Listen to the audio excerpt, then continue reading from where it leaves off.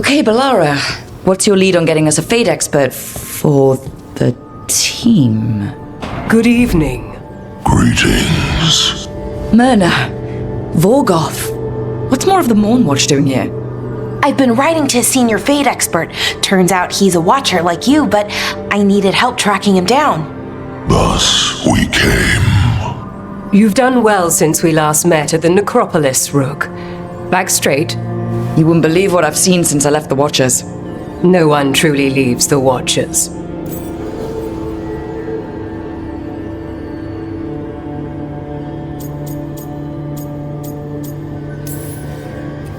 I recall I was encouraged to travel for a time. It's brushed the dust from your bones. So Balara's been in touch with one of our own necromancers. Yes. Do you know Professor Emmrich Volkarin? I've heard of him around the Necropolis. Never met. The professor specializes in the Fade and spirits, a truly powerful psychagogue. He's currently investigating a disturbance in the Shrouded Halls. Seek him there.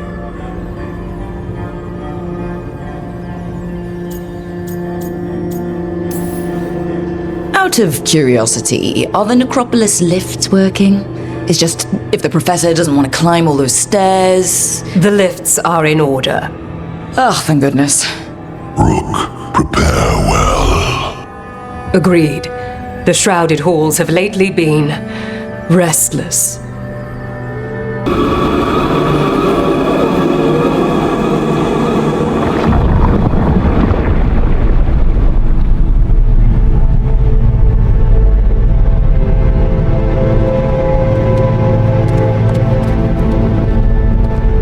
This is it. But no sign of the professor. I hope he's here and that he doesn't mind us disturbing him. He is a senior necromancer. I don't... Oh!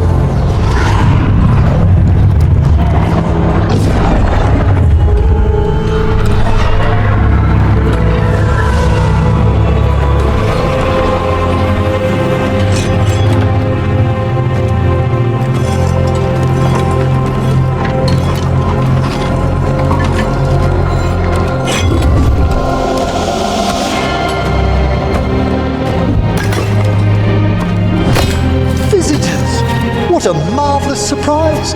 Any trouble with the lift? Our last guests were stuck for hours. Poor souls. Oh. Professor Emmrich Volkarin of the Mournwatch. Hello, Professor.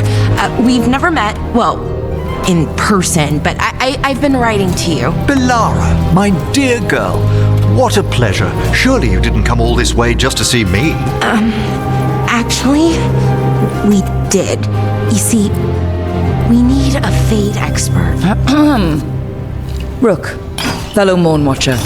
Rook! Myrna's mentioned you. Impressive flock of undead. Oh, merely the gifts of experience. The more the merrier.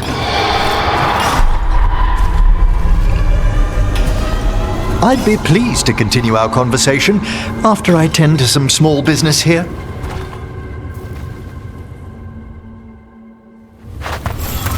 I must investigate.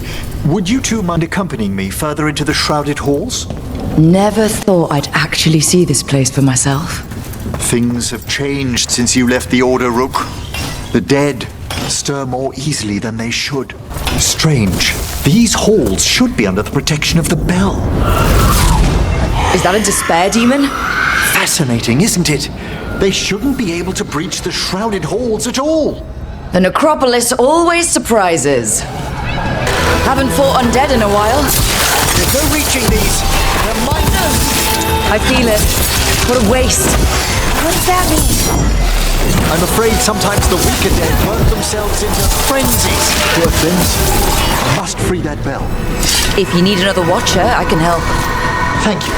The star, the bell, can banish these despair spirits if we unchain it. We'll need a wisp to unseal the doors leading out. Could you please find one and bring it here? Do you think they still remember me? Rook, you know a wisp will follow a watcher when called. Heal the eyes of the dead. Right. eyes of the dead. Definitely what I was thinking about. It's Watcher tradition. Bring the wisp here, and we can unseal the doors. Doors open. Where to now? This should lead us to the upper chambers, where we can free the bell. There's someone I'd like to consult with on the way. This magic, it drains everything around it. Echoes of the despair spirits, misery devouring itself. We should keep our distance. If provoked, these manifestations will shatter. This is locked too. And I didn't see any wisps around. Then I shall call for aid. Can't do this without a wisp.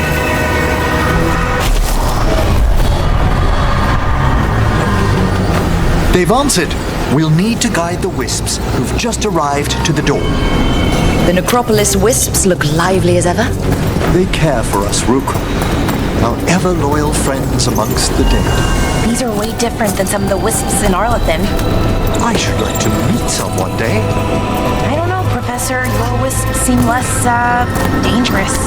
These chambers will find some assistance with reaching the bell. Despair is far more pervasive than I thought.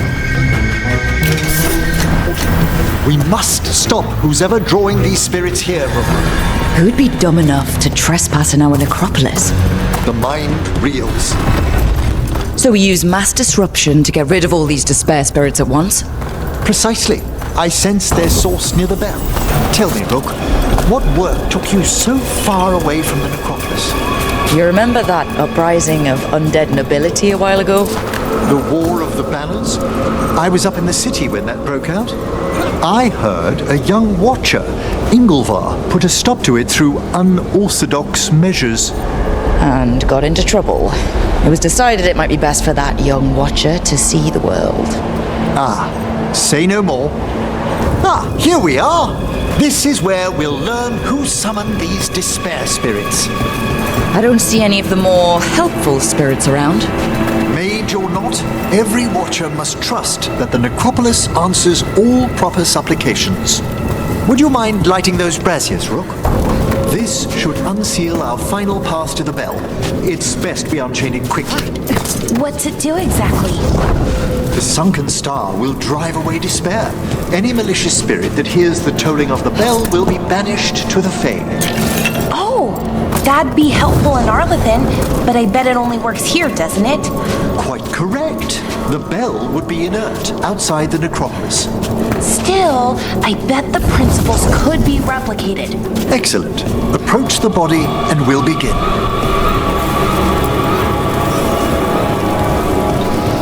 By seal and flame, who brought despair in our midst? Despair! Who brought it here? Venatori! The Venatori. Of course. This way, please. The Watchers never taught me that. The colloquial term is corpse whispering, a gift that manifested with my magic. Oh, wow. That's amazing. Honestly, I've no idea how the other Watchers navigate the necropolis without it.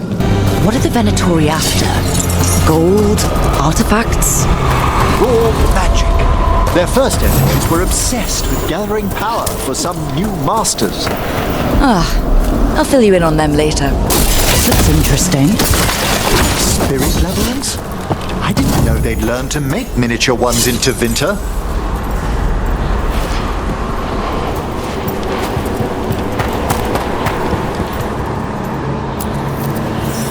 Hello?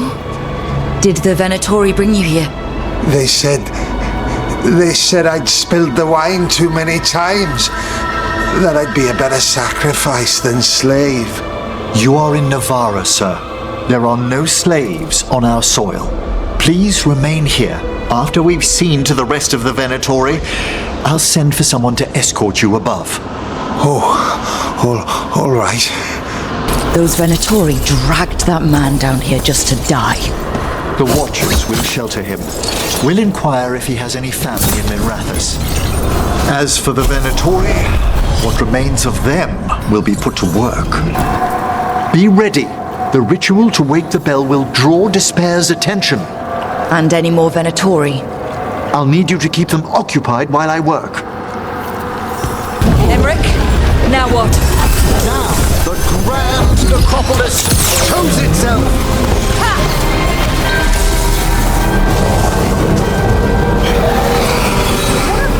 Those despair demons are just gone. Pretty impressive. Thank you, but come, let's ensure these cultists didn't leave anything dangerous behind. I'll ask our attendants to gather their bodies later, of course. And this is a severed hand. It can't be. The Hand of Glory? The Venatori should never have this. I must find out where it came from. A third edition of the Unnameable Elements? I didn't even know it had editions. Oh, it's much improved with the index. Please, borrow it if you'd like.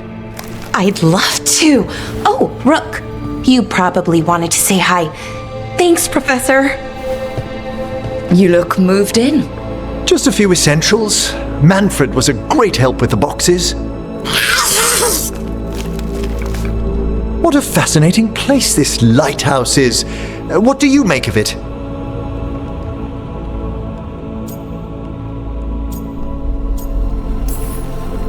It's much nicer with another Morn Watcher around. Is it? Especially one with experience. I must be sure to live up to expectations. Did you get the tour yet? Oh, I've been exploring, but I noticed a few of the others taken aback by Manfred, and I overheard remarks about my skulls. My necromancy won't cause any undue worry, will it? We're still getting used to one another. True, and yet... Give it time. We'll settle in. Please excuse me. Manfred and I should finish our inventory. Thank you for stopping by. By the way, Rook, before I left, Myrna and Vorgoth asked if we could assist with an outbreak of hauntings across Thedas. They also mentioned displaced wisps in the necropolis. I'm not sure what's frightened them, but it bears investigation. A Watcher's work is never done. How true. I'll send word the necropolis should expect us. I can't believe it. We're meeting after all those letters. It's an honor, Professor Emmrich. What should I call you? I mean, with everything you've done, it feels strange to just call you Emmrich. Emmrich is fine, please. We're not in a classroom after all. Far less predictable. Okay, Emmrich. Right. I might call you Professor Emmrich sometimes. There. That pile of blight. That's what the champ wanted us to clear out. That a short while ago, this was an ordinary street. Target those blighted boils. That should weaken it. I'm sorry, but I find it completely unnatural. I don't get why you think cremation's so bad. Everyone outside Navarra burns their dead. All those lost vessels. Fine mansions reduced to ash. Manfred, for instance. How would his wisp have fared if I hadn't given it a body?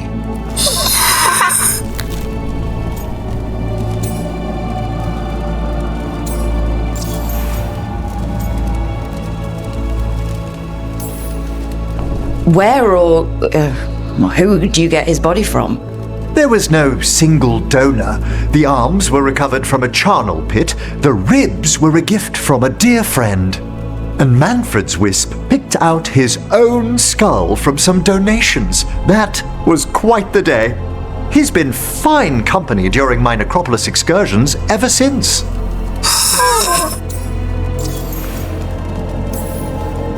What does Manfred understand exactly? Simple things, but he grows. Spirits of curiosity are voracious learners. The more he experiences, the more sophisticated his conclusions. With guidance, of course.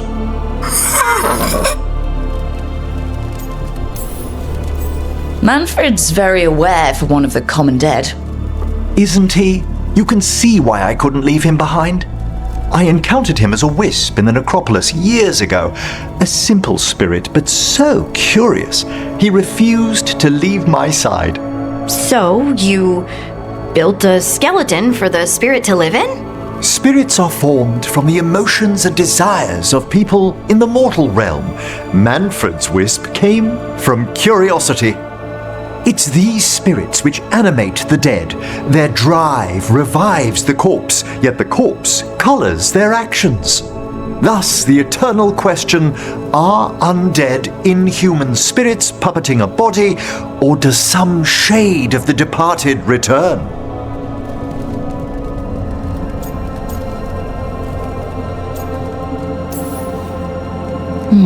I feel something of the soul returns when we revive the deceased. That's my view as well. It's difficult, isn't it, to prove those lingering glimpses may be grace. Wow. Wow. You know, you sound different when you talk more and watch things. Way fancier. I do no such... No, I don't. Thanks, Professor. I learned a lot today. My pleasure. As I'm sure Rook's explained, the spirits of the Grand Necropolis reside here willingly. Most of our working dead are animated by unthinking wisps, which are little more than impulses from the Fade. But later, I could introduce you to some truly intelligent undead. What?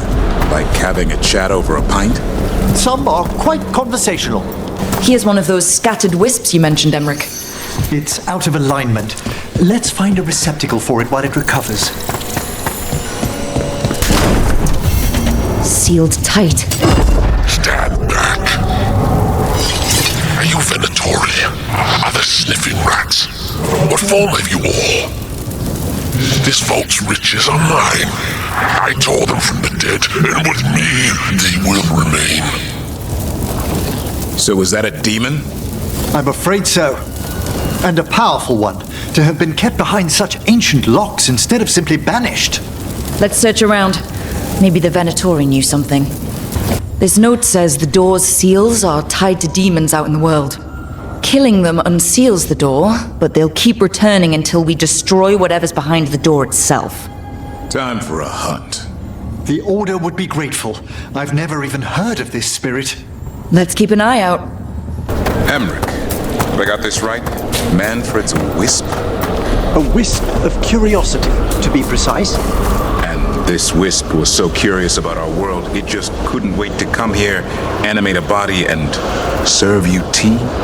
Manfred enjoys boiling the water. He's mesmerized by the steam. Wonder what their story was. I could ask, if you'd like. Stumbling. The steps. Skeletons saw. Oh. No choice. Had to be brave. Had to be brave. Too late to cry. Save the child with the grave. Those are bones.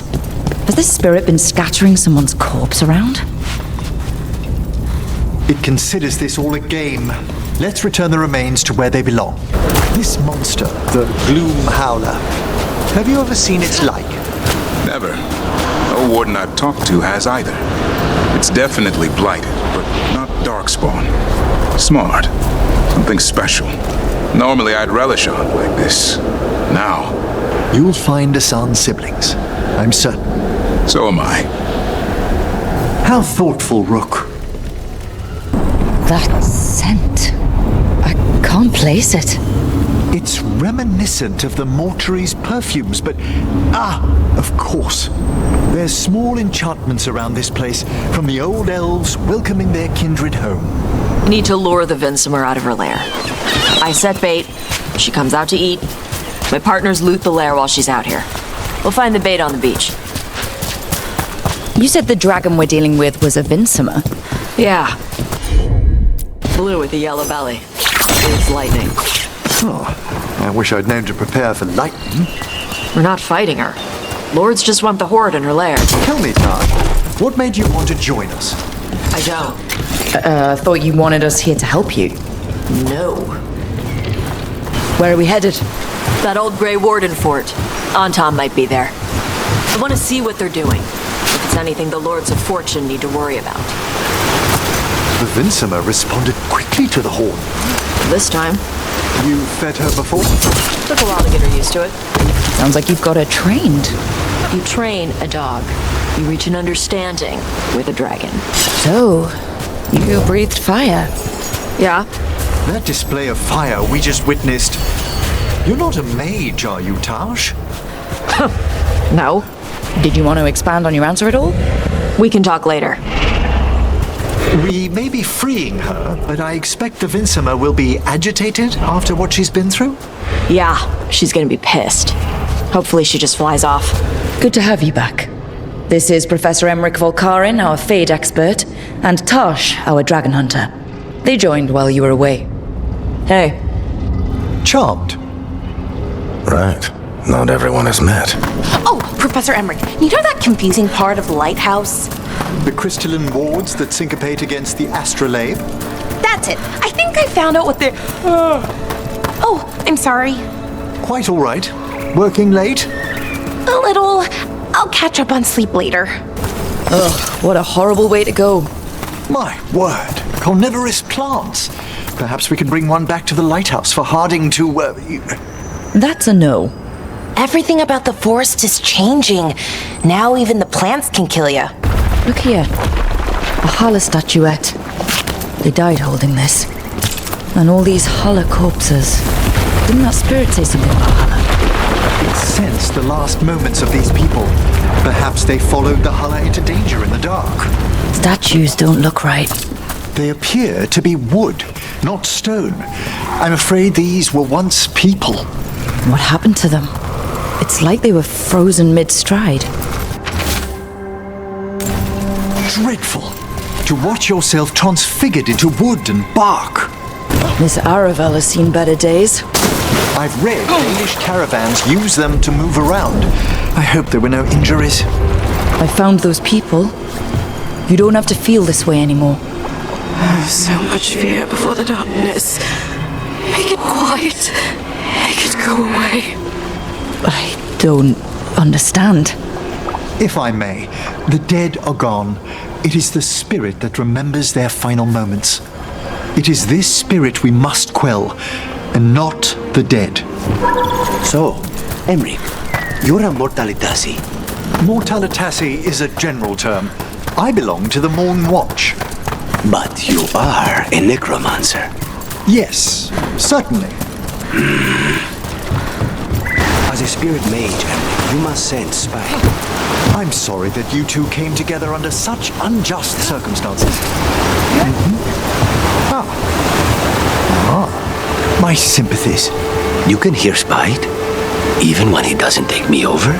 This close, yes. I am so sorry. Please stop staring, Emmrich. I don't mean to be intrusive. In times of stress, the possessed often experience intense emotional shifts. Given recent events... Is this sympathy or a field study?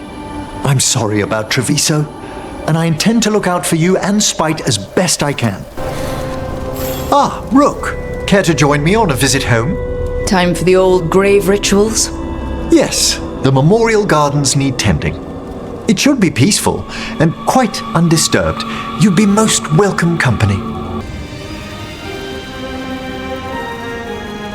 Thank you again for coming. It'll be good to perform the rites of remembrance with another watcher. Excellent. Manfred found his way down. Very good, Manfred. He sounds excited.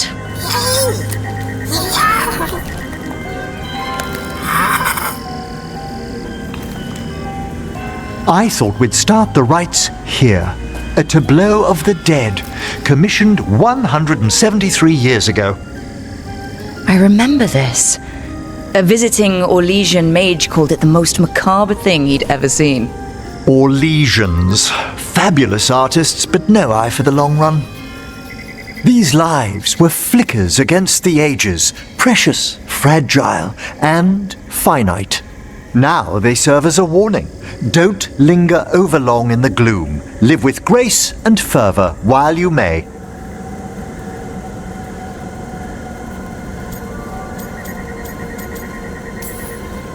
It's good to hear another watcher say that. It's a common lesson. I like that you're not so grim about it. That one's livelier. Here. Who were you when you breathed above? This body was a tailor's, a mother's. She laughed and taught and wove the robes kings wore when they were crowned. Someone must realign her thoracic vertebrae. I hope the novices are inspecting the displays.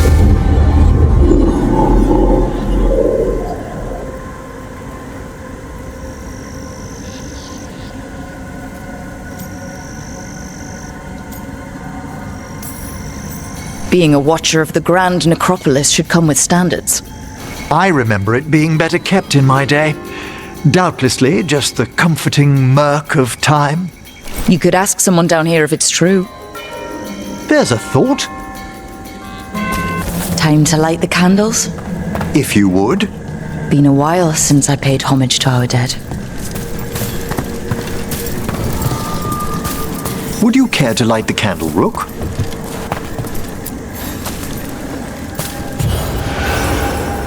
Look at this. The last tomb of the Tannhausens. A very influential family in the Storm Age. We broke the bones of dragons. A posthumous motto. Their last heir met his match against a Highland Ravager.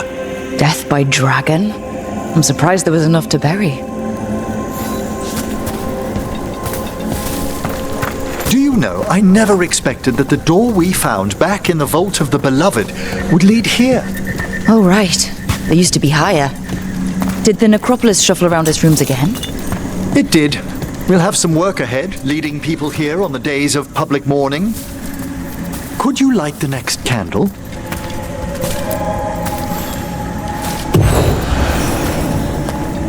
Aha! One of my favorite flowers! A variegated weeping widower. You know your plants. Alchemy is my hobby. It's a break from teaching spirit calling and theoretical applied metaphysics. That's some advanced necromancy. Well, feel free to browse my books in the lighthouse. I just found a wonderful work on chronological transection in the Fade. This way, Rook. That bell did its job. Not a trace of despair demons. I mean, spirits. It's all right. You've been away from the Watchers a while. Thanks. Everyone outside the necropolis uses demons instead of spirits all the time. I shan't judge any slips. You'll need to light these candles as well.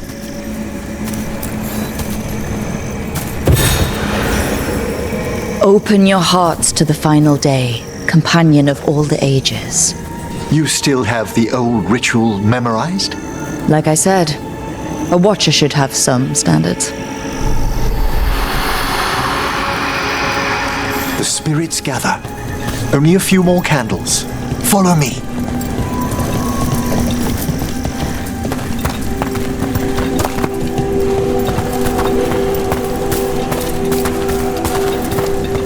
Ah, look here.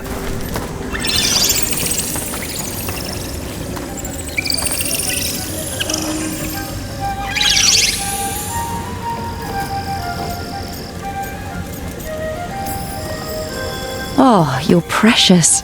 They're always so fascinated by Morn Watchers, aren't they?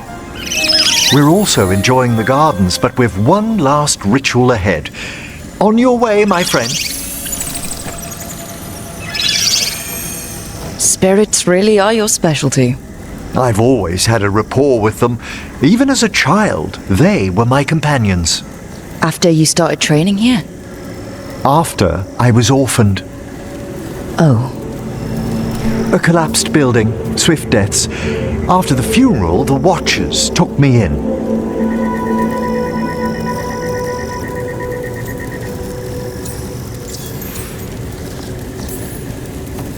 We're not so different.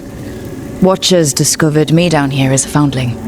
I'd heard a Watcher was found as an infant in the necropolis. Well, I ran around Navarra's streets before I went back to the Watchers. You settled in better. I needed time. When I first arrived, I was terrified. And you still joined the Watchers? They're what saved me. Come, the next set of graves lies ahead.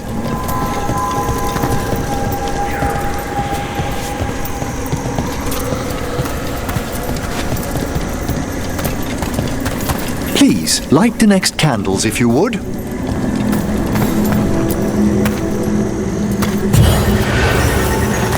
There's much to recommend about the rhythm of a ceremony. It eases our worst hours. As a boy, the Watcher's rituals were exactly what I needed to steady my days with purpose. If our necropolis teaches us anything, it's to face life and death. I was grateful for it, Rook. Immensely.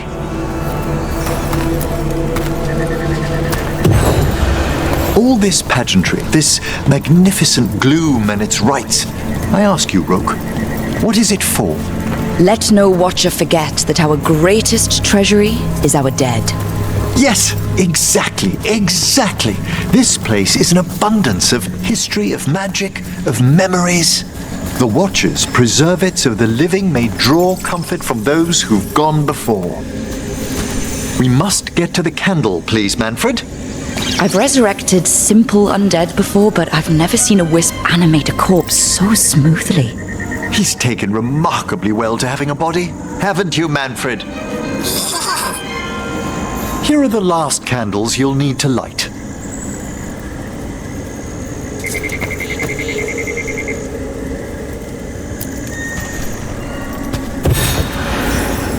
Once you're ready, we'll need to ring the bell.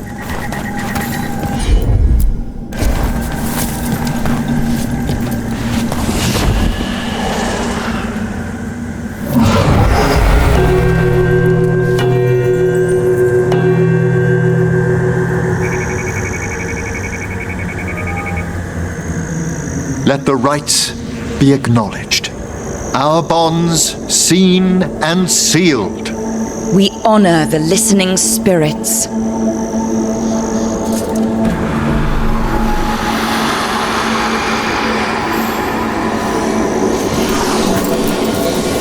Hail from the abyss. We witness, good watchers, faith kept in all our paths. It's been a while since I saw greater spirits of the necropolis. Those two in particular are amongst our oldest friends. We'll need to ring the bell once more to close out the departing ceremony.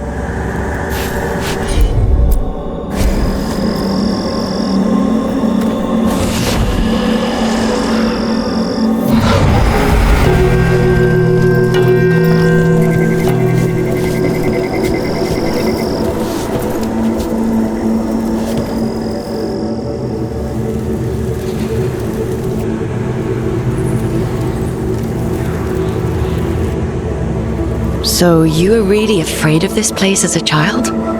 It wasn't the necropolis itself, but what was draped around it. Have you ever been frightened by the thought of dying, Rook?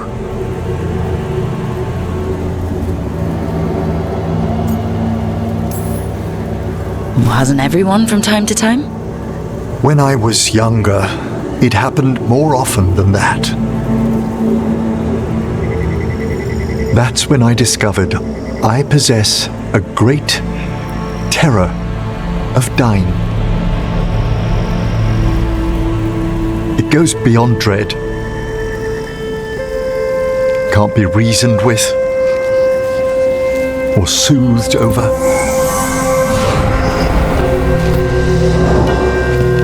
It comes without warning. In the dead of night, in sunlit streets, a raw, strangling fear struck somewhere deep past the heart.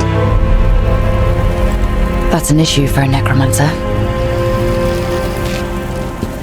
Oddly, I discovered I wasn't alone. I debated this fear with friends. I argued with teachers. Yet, it lingered.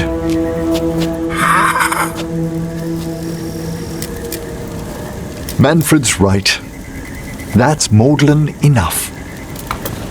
There are struggles, but a watcher should always find peace amongst the graves. And what sort of homecoming would this be for you if we didn't end with some light refreshment? Did you set all this up to make a good impression? Of course not. I was only... Because it's working. Then it's my pleasure to share the tranquility of this place with you. With all my regards, but I don't want them to think me homesick.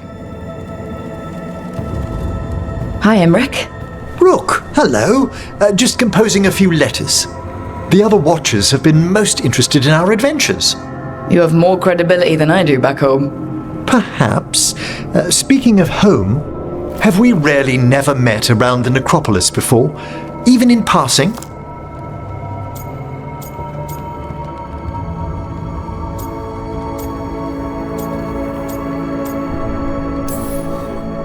Well, all of the Watcher's teachers are a little eccentric. But I'd remember you, Emmrich. I must have been on an extended excursion into the necropolis when you were trained. Now, kindly define eccentric? My hexcraft teacher taught half of her lessons from inside a burial urn. Yes, Dr. Elgenbracht's methods are unusual, but her spellcraft... And she always marked me down on punctuation.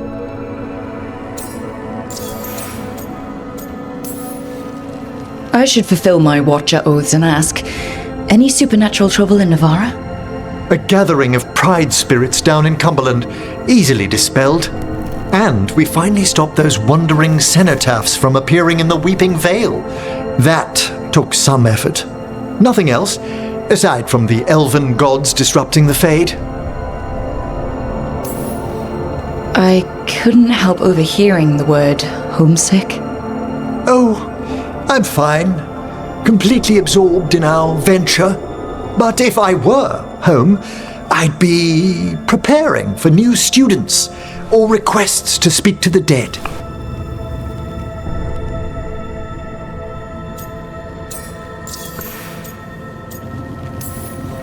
You didn't stop teaching just to be with us, did you?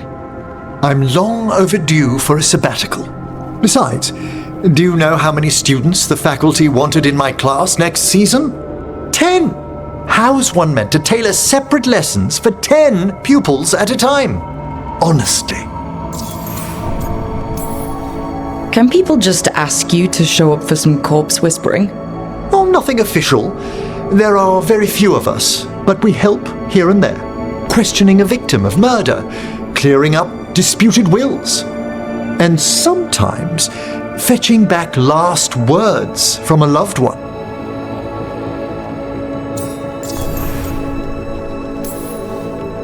Have you used corpse whispering on King Marcus?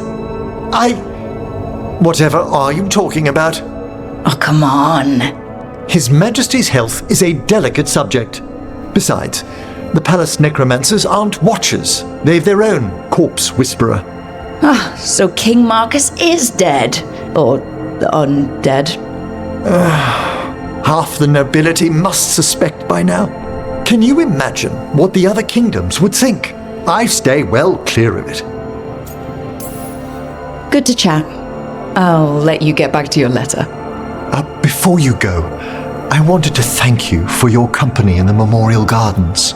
There's another ceremony I have to perform there. If you'd like to visit again. Not yet, but soon. You know I can't turn down spending more time with you. How lovely to hear you say so. I'll always be glad to show you around the tombs, my dear. At your pleasure. I'll take you up on that. Wonderful. Until then. That was strange. They were speaking Elven, but I understood it. I believe we have experienced a memory in each of our native languages. Not just any memory. One of the Dreadwolves. And the mages who declared themselves my gods? Well, mine and Davrin's, and Rook's.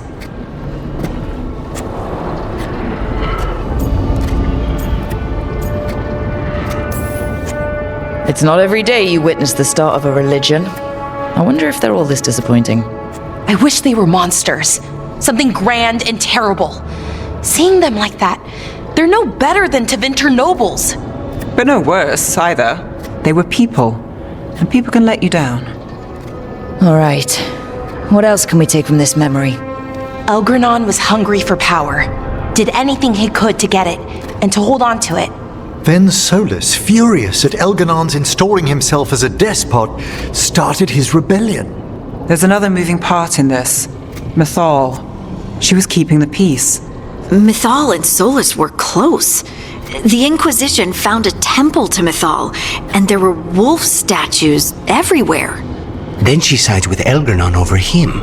A betrayal.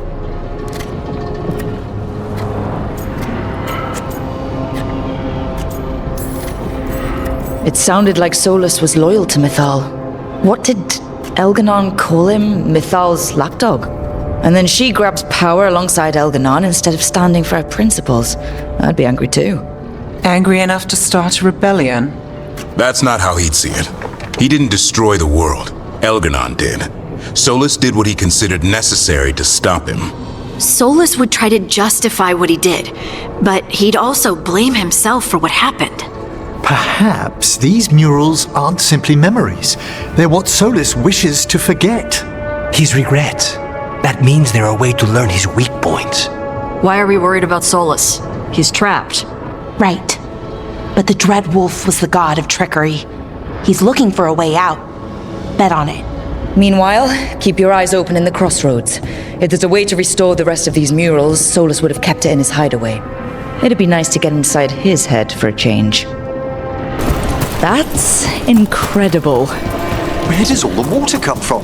The Fae, perhaps? I must remember to take some samples. How are you faring with Asan, Davrin? It's all good. He's behaving, minding his manners, quiet as a mouse. So, all those walking from your room.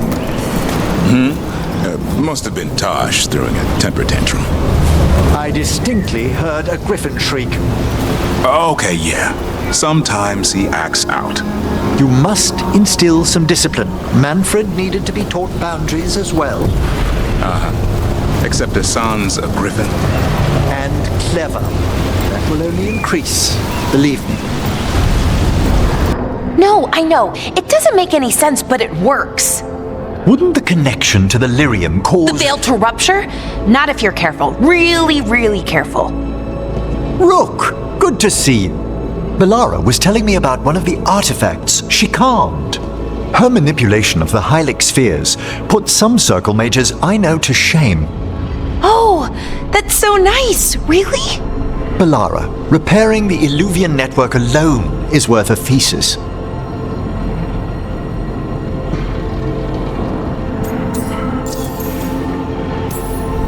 Have you run into anything like it before? Not at all. The principles are familiar, but the application, the finesse. Though admittedly, my interests lie more with the spirits. Look to Belara for elven magic expertise.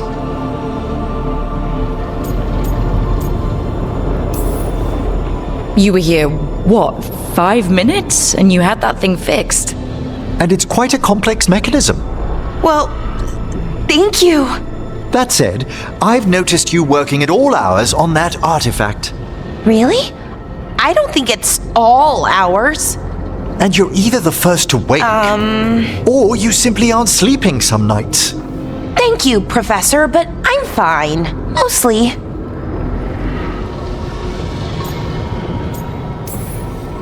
That was really reassuring until mostly. In between the two? It's hard. I've never had a chance like this kind of access to knowledge. It's Solus's old home. I want to learn as much as I can. And we've time to learn it. But in order to do that, you must take care of yourself.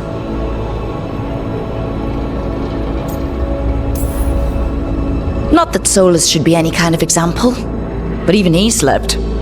You can too. Sometimes I can't.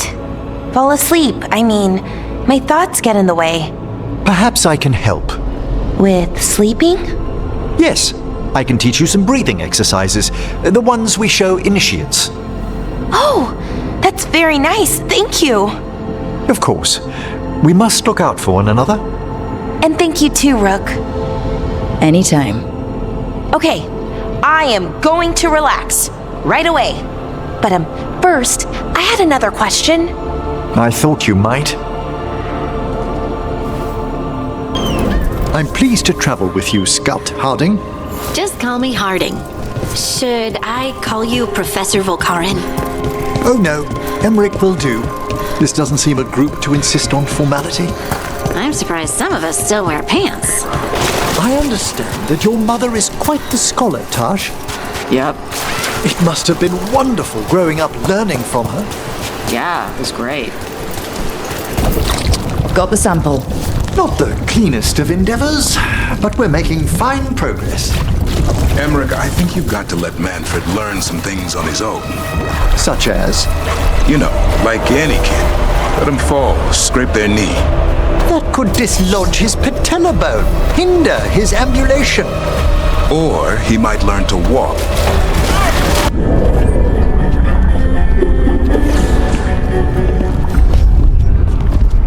This isn't the vault. Oh, crap. They moved the alluvian.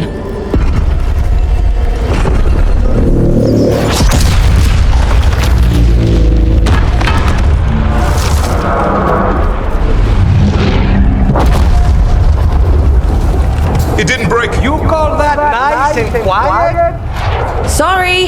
Catch up when you can. Darkspawn outside! When did the Darkspawn arrive, Mila? Just a while ago. They started climbing the walls. You should stay here. I can't. I need to find my dad. There's worse than Darkspawn on the way. And walls won't hold it back. Davrin, are you hurt? Wardens! We can sense an archdemon. I can hear the calling. Mila, be careful. I'll watch out for you. We need a new plan, Rook. How can Lucanis kill a god in the form of a cloud with a dagger? One thing at a time. For now, let's not die out here. There's an army of Darkspawn below us. Will Weisshaupt hold? It's never fallen before, and it won't today. Have you found your father, Mila? We're here. No. Quick! Inside I'm the sure library. he'll turn up. I just don't want him to be afraid. Have you ever fought so many Darkspawn, Davrin? I killed that one's cousin last week. Must have missed them all. The condition of these books. What happened? Gillenane. Affecting everything. Let's just find our way through this mess. Should be a door on the other side. That'll put us near the trap. We must clear out this blight. Evka sent word. Last of the civilians made it to Lavendel. Janos and his people held the line long enough for them to escape Weisshaupt. And the wardens are in Lavendel too. What's left of them, you mean? Over 1,000. That's how many fellow wardens I had. And now, one god, one archdemon. That's all it took to nearly wipe out our entire order.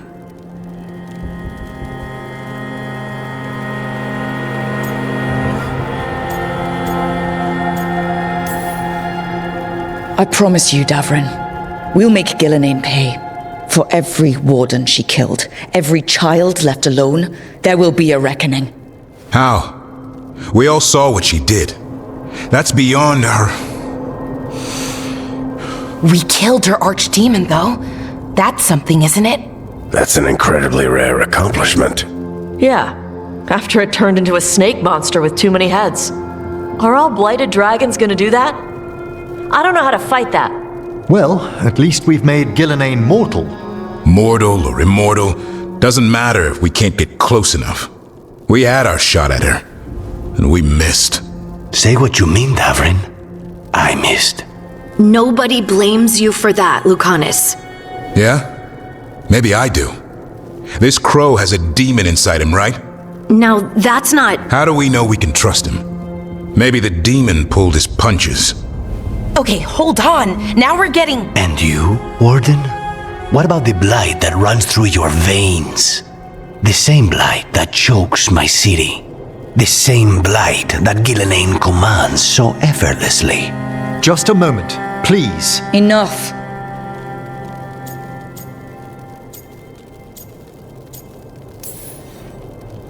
We're on the same side here, and for the same reasons. We all saw the terror these gods will bring, and chose to stand against it. This team needs to depend on each other, to unite against impossible odds. That's the only hope we've got. We're all in agreement on that point, Rook. But the question remains, how? We barely survived against one of the gods. I nearly had her. Nearly. But spite is a creature of raw emotion. Your turmoil over what befell Treviso feeds him. Both of you vying for control. It's no wonder you missed such a rare opportunity. I think we've all been distracted. I've been preoccupied myself after discovering that hand of glory. And I can't stop worrying about my new magic and what it means. Or what the Venatori are up to in Docktown. Until those problems are resolved, we will not be prepared to face the gods. A moment of inattention, a single lapse, could prove fatal, and the gods will allow no second chances. He's right, Rook. We can't afford to stumble. The gods will jump on that in a heartbeat. We must be ready for them. That said, we need to find them first. Harding, can you send word to Evka? See if she has any rested scouts. Scouts? Why? The Darkspawn that attacked Weisshaupt had to come from somewhere. I bet they'll be headed back there. Following them should at least put us on the gods' trail. Got it. As for the rest of... Look, nothing against Emmrich. He's right about needing focus. But what happened at Weisshaupt? That was more than a distraction. So is what happened to Treviso. What the Blight has done to the city, to its people. These are more than distractions, Rook. Either way, we all need to step back, clear our heads.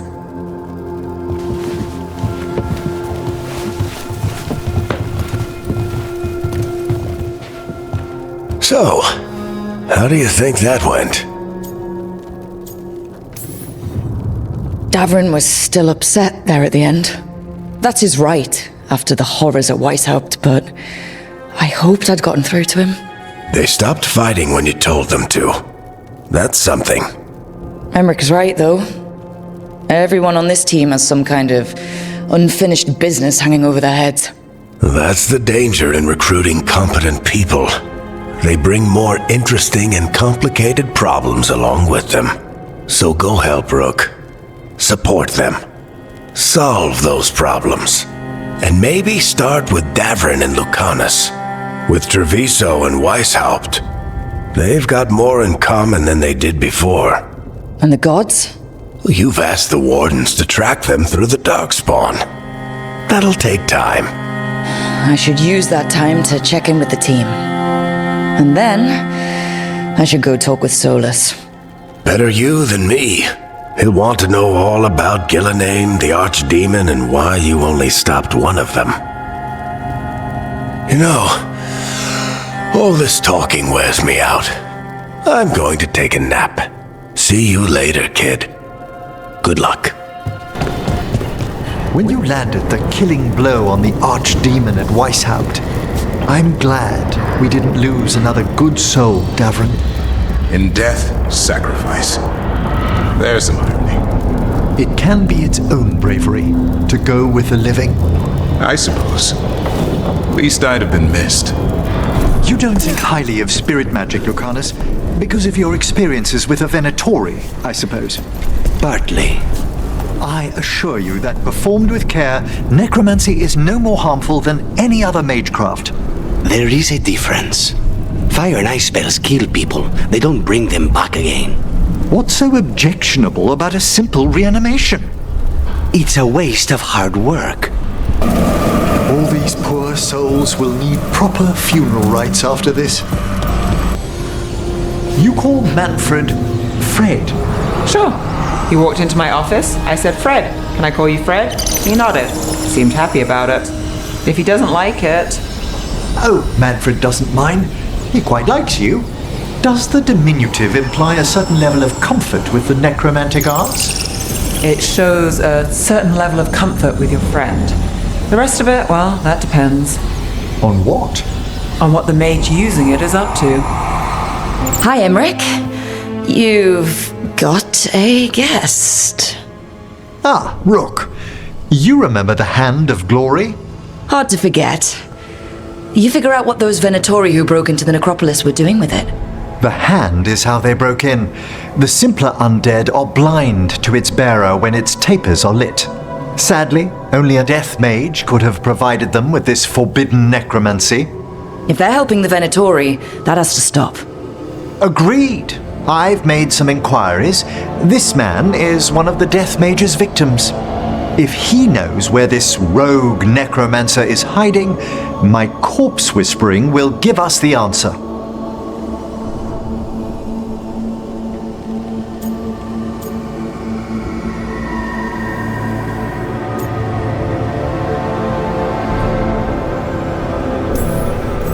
I don't know what kind of necromancy did this, but I can sense a bad end. It was a cruel thing, a complete misuse of our art. The other Watchers are attempting to find his family, at the least. I must warn you, it will be harder to coax answers from this poor man than from the dead I spoke to in the necropolis. Let flame rekindle your sight. Let breath and light rise again. Who did this to you? Eyes hidden, dust and gold. Give us a name. They come for this one. The spirits shriek. They come. A name? Blackthorne.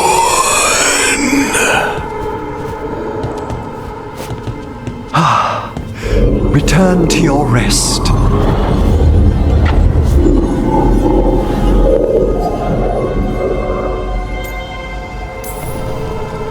Not a flinch. You really know what you're doing. Experience is the greatest teacher, and an open heart to what the spirits need. I bet not every necromancer looks so dapper when they're working, though. You choose the most extraordinary moments for compliments. Is that bad? Quite the opposite. Back to the topic. Does Blackthorne mean anything to you? Blackthorne Manor is an abandoned country house outside Navarra City. Our victim mentioned spirits. If they've also fallen prey to forbidden magic, they'll need our help as well. Let's depart for Blackthorne when you're ready. I'd like to speak to the necromancer behind all this. Let's hope that necromancer working with the Venatori is around. There's a malaise amongst the spirits here. Some form of confinement.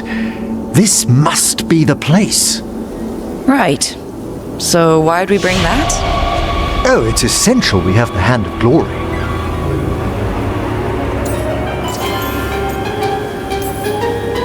I never saw one in action during my necropolis training. Oh, I should hope not. The mischief a student could work with it chills the soul. The magic laid upon a Hand of Glory is complex. Whoever killed its donor left their mark. So it'll lead us to whoever cut it off? Precisely. Most likely the necromancer who's been helping the Venatori. It would have taken extraordinary skill to layer the involutions on this artifact. What a waste of talent. I like how passionate you are about your work. Death is one of the primordial forces. It breaks bonds as it lays the ground for the new.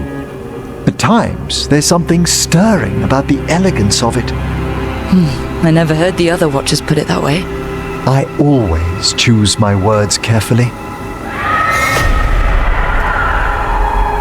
Forbidden necromancy can twist spirits. We must find this death mage and stop whatever they've done to them. Well, if there's a rogue necromancer here, they forgot to lock the door. The Hand of Glory's magic points inward to the northeast. Let's go look. I don't like this. Notice? There are far fewer corpses here than there should be. Where are they? I suspect the necromancer in this place has already helped themselves to these crypts. These sigils. I'm not a spellcaster, but any watcher can recognize a necromantic evocation. Our rogue necromancer has hidden something terrible behind this door. Can you open it? The door's seals are drawing on magic elsewhere in the manor, fueled by suffering. Let's put an end to that, and get this door open. The Hand of Glory points to the northeast and southwest. Have you noticed anything strange about the Fade itself here? It's not our necropolis, but I can feel the spirit stirring. Yes, the veil's been deliberately hidden. Oh, what have they done? Oh, this looks bad. Sacrifices, both spirit and human. And demons. Now what? I must free the spirit bound here.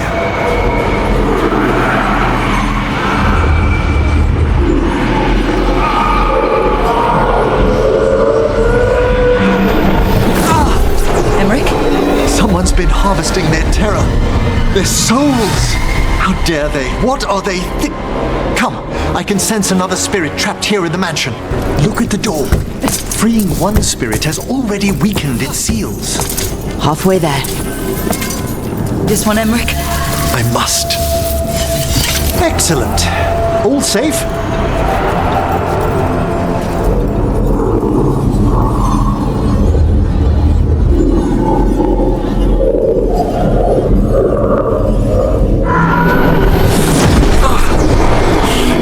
What's wrong? Someone's been stealing the life, the essence of people who knew they were facing death. The effects persist. But the door we saw earlier should be unsealed. Hope that necromancer we're after is behind it. All the seals have been extinguished. Excellent. Let's open that door. Someone's torn a path into the Fade. It's imperative we find and stop this necromancer from keeping the Fade open. Mierda. Necromancer we're after corrupted it. Fortunately, I can calm the poor things when they're in this state. Onwards! Hand of Glory still points the way. This necromancer has brought one helpless undead into the Fade and stolen. They also bound a rage spirit. Won't open until we defeat them. That's the last of them. Undead and indeed, we must be getting close.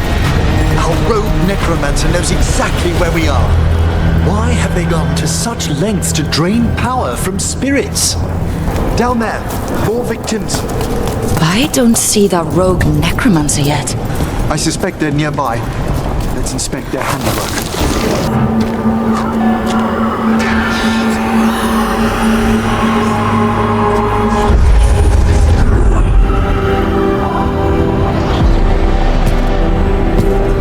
Late as always, Professor.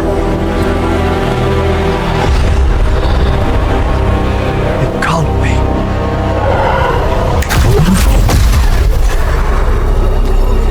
But what else would one expect from Navarra's most eminent meddler? Johanna Hezenkos. You've met? Oh, the Professor and I have known each other for ages. But only one of us realized the Watchers are no place for a mage with ambition.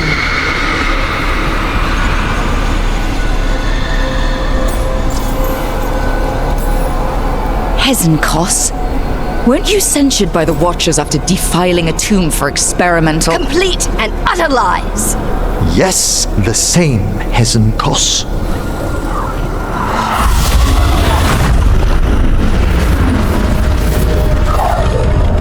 No. The stone rifle Atlanton can permanently tear open the Fade here. Correct. Only the foolhardy would shed blood near it in this state. So, let the Watchers mourn your pathetic death in the Fade, Emmrich Volkaren. Those that are left after my return.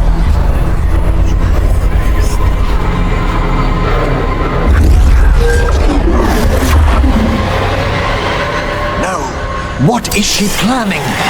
Emmrich, We okay to fight? Yes, Johanna took the lantern away with her. What did Hesenkos do to that spirit? I'll try freeing it, but I fear the worst.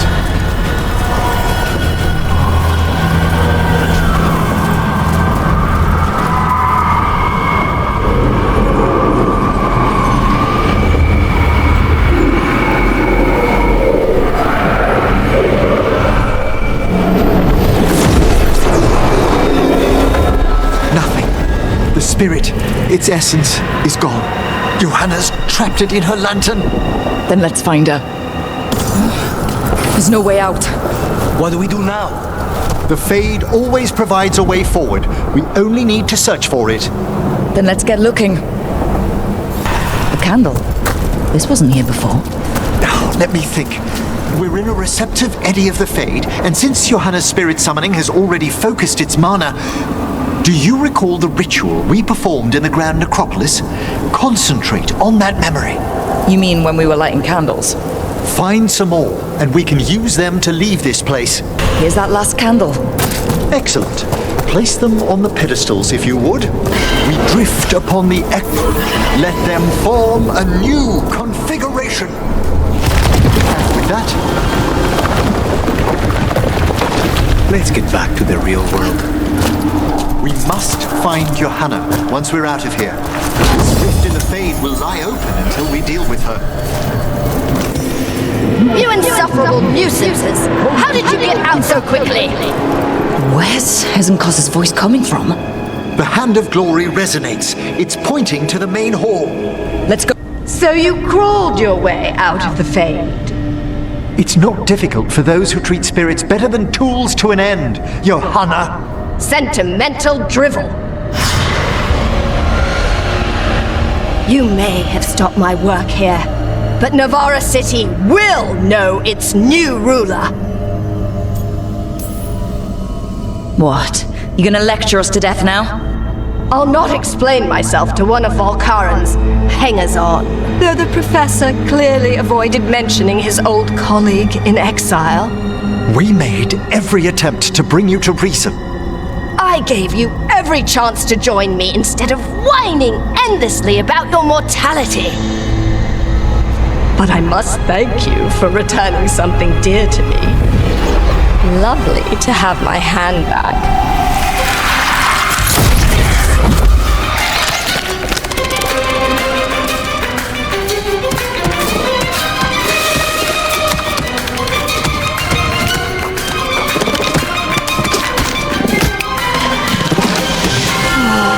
I'd exchanged it with the Venatori for some favors after entering this condition. Johanna, what have you done? What you never had the courage to.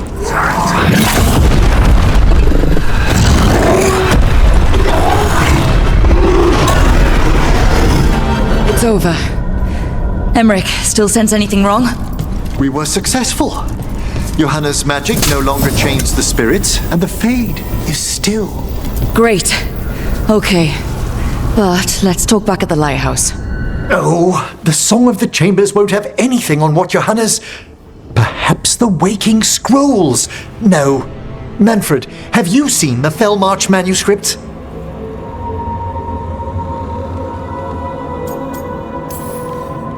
You were only alone in here for a minute after we got back. And how little I have to show for it. Okay, time to talk. Johanna Hesenkos was a watcher. She was banished for embracing the darker paths of our art. Forbidden magic, blood sacrifice, nothing is beyond her if it leads to power, recognition, or both. It sounded like you knew her before all that. We were friends, once.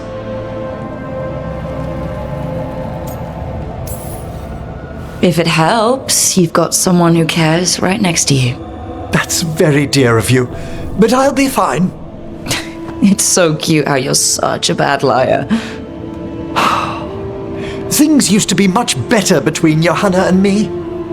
She truly was brilliant, and we got on so well as students. We partnered on papers, rituals, research.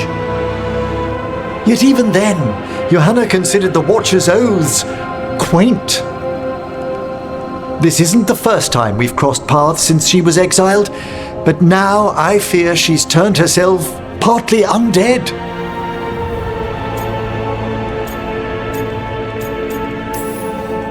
Terrible.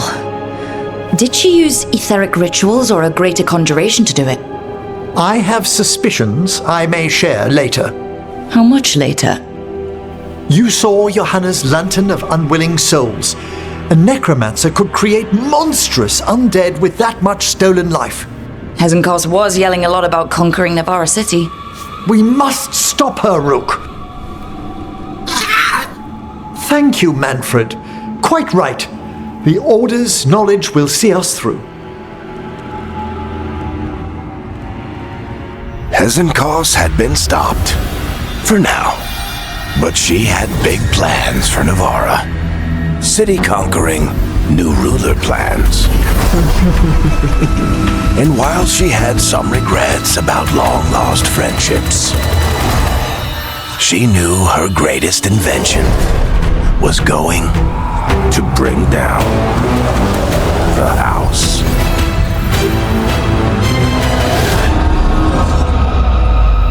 Reminds me of the necropolis.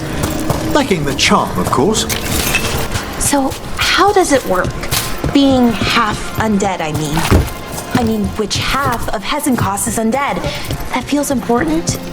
I wasn't being quite so literal. The line between life and undeath can be porous. Oh, okay. That makes more sense. What were you imagining? Well, one leg's alive, other's undead, so you kind of just go in circles. I wonder if we've looked... No. Sorry, Professor? Oh, it's the necropolis. We've apparently lost a chamber there. Most of them turn up eventually. This time, Rook, there was a cavity left behind. The necropolis never leaves gaps in its new configurations. Something's amiss. Ah, hello there. Just admiring how carefully the Fade is woven into this place, as cultivated as a palace garden. That's old elven stuff for you. Magic everywhere you look, and also where you don't. I do envy you, Rook. Really? You know how seldom watchers leave Navarra, if ever. You've already traveled more of Thedas than most of us see in a lifetime. What adventures you've had. You cut a pretty intriguing figure yourself. Do you really think of me as some grand adventurer? Well, something thrills at traveling with a bright-eyed hero who's racing to stop an apocalypse. Especially if they've shown some unexpected interest in a new companion.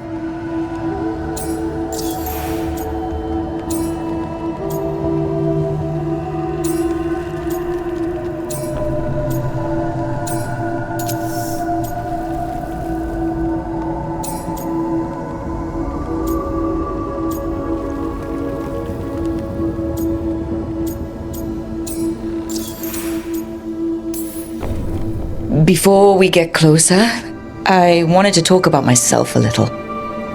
I'm not a woman or a man. When I told people that, most accepted me, but not everyone. They are fools. I have to agree.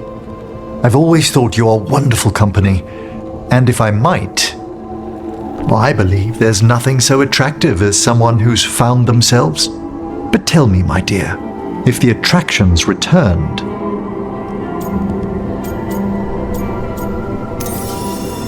Well, the distinguished looks don't hurt your chances. I'm fortunate you think so. May I show you something of the greater Fade here? Go ahead. Close your eyes. Take a breath. Slow. Deep.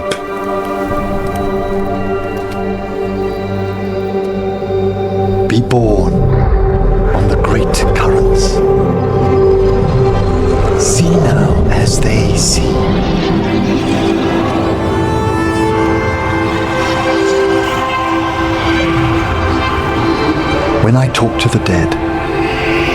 their echoes abide with me. Thoughts and passions, hopes and desires.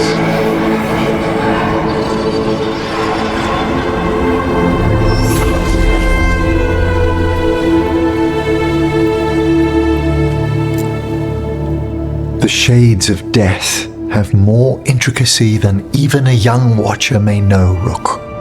If your attentions go beyond charming flattery, that would interest me, indeed.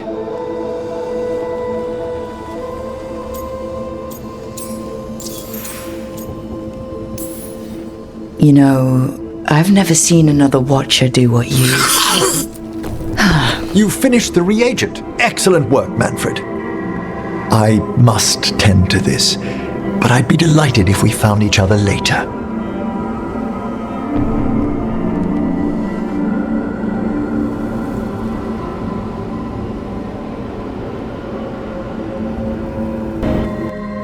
I can't believe you're asking for a favor as though nothing's happened. What crapped in your bed? Sorry. Didn't know you two were in the middle Rook! of... Excellent. Come in.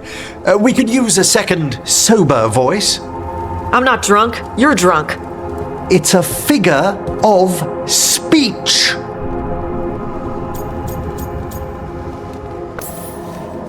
I was wondering when this had happened. I don't follow. You two didn't seem to be bonding. I need one of these little needle things to dig some crap out of my armor. Death Mage won't give me one. First, a bone threader is an extremely delicate instrument. Second, it's Emmrich. Tash, my name is Emmrich, not Death Mage, not Corpse Guy, not... I won't repeat the rest. What? You are a Death Mage. Why are all my attempts to converse with you met with scorn? What have I done to you, Tash? You talk about corpses too much. It's a rich topic. No, corpses are messed up. They used to have people in them. You make a move like they're alive, but they smell wrong and they move wrong, and none of it is okay.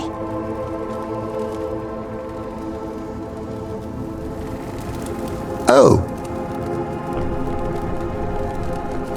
Especially the ones with skin still on them. Does my necromancy bother you too?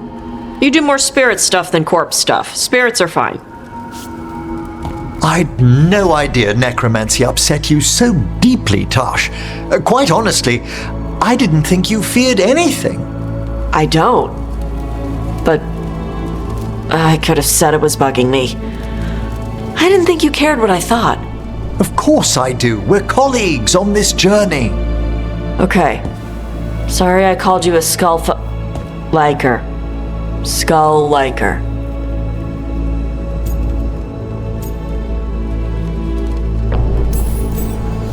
Maybe you two can find different things to talk about around each other. I'll try not to press on the subject of necromancy when we travel together, Tash. Okay, thanks.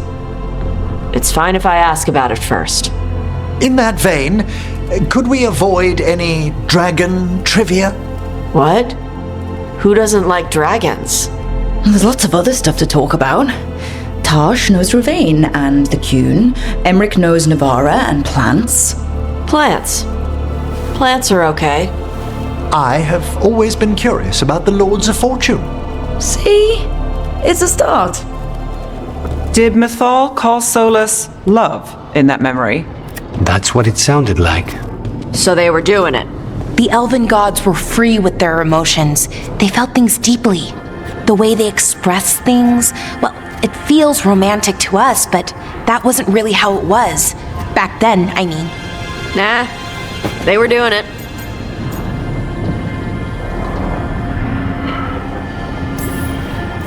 As someone who has Solus talking in my dreams, I'm with Balara. I just can't see Solus carrying on a secret affair with Mythal. Can't because you don't think he would, or can't because you don't want to think about it while he's in your head? Yes. So the Dread Wolf goes to Mythal. They might be fighting, but they have history. And he warns her about the other god using the Blight. That's more important than his rebellion. It's like kingdoms coming together when an archdemon rises. Mythal didn't think it was possible. She said the Blight was sealed away. There's an old legend about it. Davrin, the one with Andrul's armor.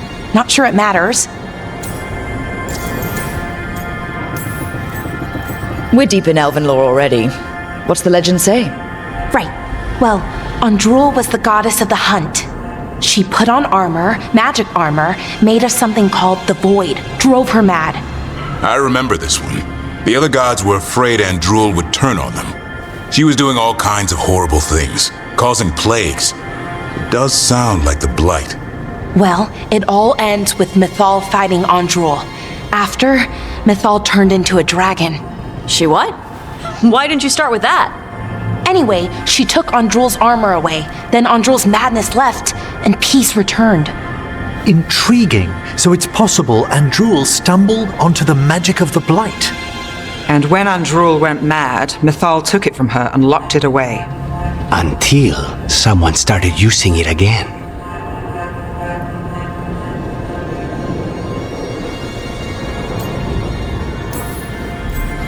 If there's one thing Solus loves, it's telling people they were wrong. And here he's got the perfect opportunity. Oh, Mythal, you thought your fellow gods were so great. If only you were as smart as me. He got her attention. She definitely seemed angry at the end. So Mythal goes off to investigate what Solus says. Then, what? It's too clean. Seems plenty messy with them doing it. But this isn't just a memory. It's something Solus wanted to hide. What's the crime? What did we see here that he feels guilty about? I think I might know. When the Inquisitor was saving the world from the breach, she met Mythal. What? Like in a dream? It was complicated. She helped the Inquisition. There was a magic pond and a dragon. Nice! The point is, she also said the other elven gods betrayed her, killed her.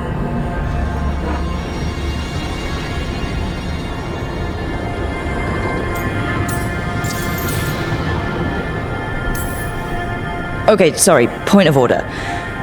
If they killed Mythal, how was she still around to help the Inquisition? Rook, as a fellow watcher, you know there are ways. I'm not saying she couldn't help from beyond the grave. I'm just asking how. Elven god magic? She'd spent centuries gathering strength and sharing people's bodies, I think. If it was a truly benign possession, that speaks to her character.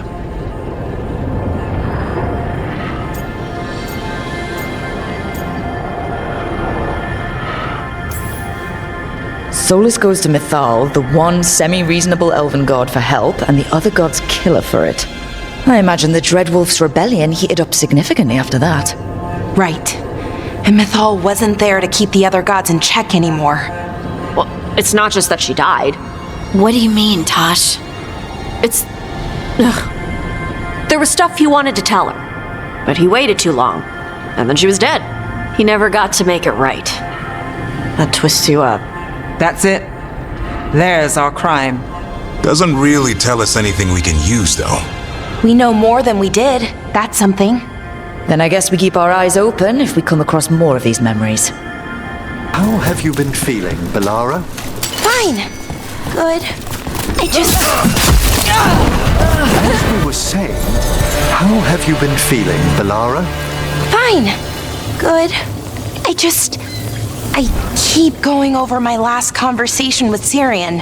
Was there something I could have said to him so he'd stop being such a damn idiot? The perfect set of words? If only you could have found them. Yes. Sorry. I know it's stupid. I think it's the most natural wish in the world. Asking you to find Damas, your friend Rana truly trusts you. Yeah, well, help in Rimrathas can come with strings attached. Rana hates that. I can't blame her. She knows when she comes to me, she won't owe me later. It's how she works too. Is this about that man that was taken? Thread business, right? We'll see. Right. Mira? That's me. A man was taken from the Swan. Were you there? Yeah, right in the middle of Cedar Sarconia's show. That's the singer. Do you know where she went? Sorry, no. Cedar's known for playing the lamplighter. She could have run there. Another entertainment establishment. Perhaps I should bring Manfred to a show to expand his artistic horizons. Tell me which places you're thinking, and I'll get you the real reviews. Well, what about this lamplighter? Shadowy corners, juicy intrigue, okay food, and a surprisingly good ventriloquist act once a week. It's no cobbled swan, but it's not bad. I'll need to make an itinerary. I never thanked you for helping me with the first warden. It was my pleasure. Nothing quite like needling authoritarian blowhards to give one such warm feelings. Professor Volkarin, welcome back. Dorian, wonderful to see you again. You know, Tosh, I discovered a large jar inlaid with a golden flame pattern at that Kunare burial site I examined. I presume it was for storing specific organs after death? No, the Asolitar doesn't hold anything. It stays empty. Like the body is empty now that the spirit is gone.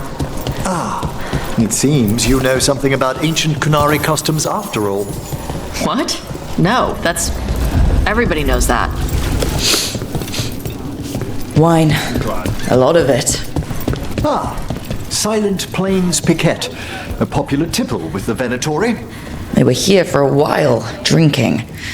Waiting for what? Let's check outside. See where they went. You don't get it. About the Kunari stuff. My mother's crap. But you know so much more than you give yourself credit for. But never as much as her. Ah. Don't me. She's the expert.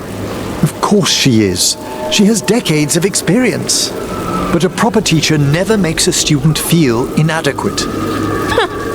Maybe in Navarra. How many crow-housed are there, Lucanis? A few dozen.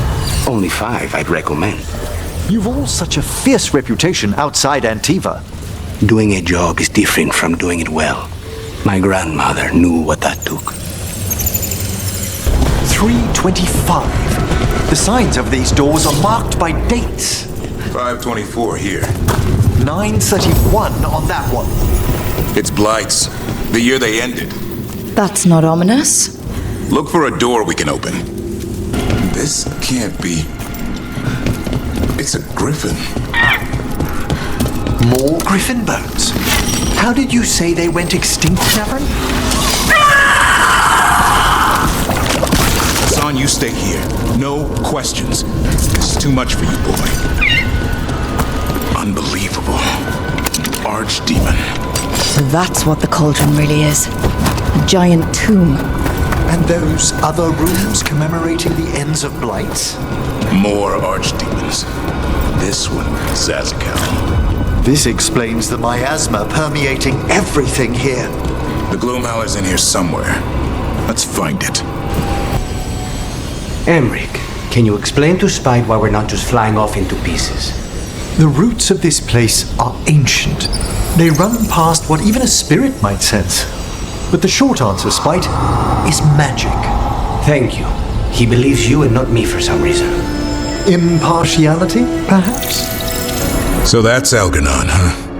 I didn't think it was possible, but... We got lucky at Weisshaupt. We were fortunate Elganon and Gillenane disagreed on her attempt at vengeance. But why did Elganon let us live?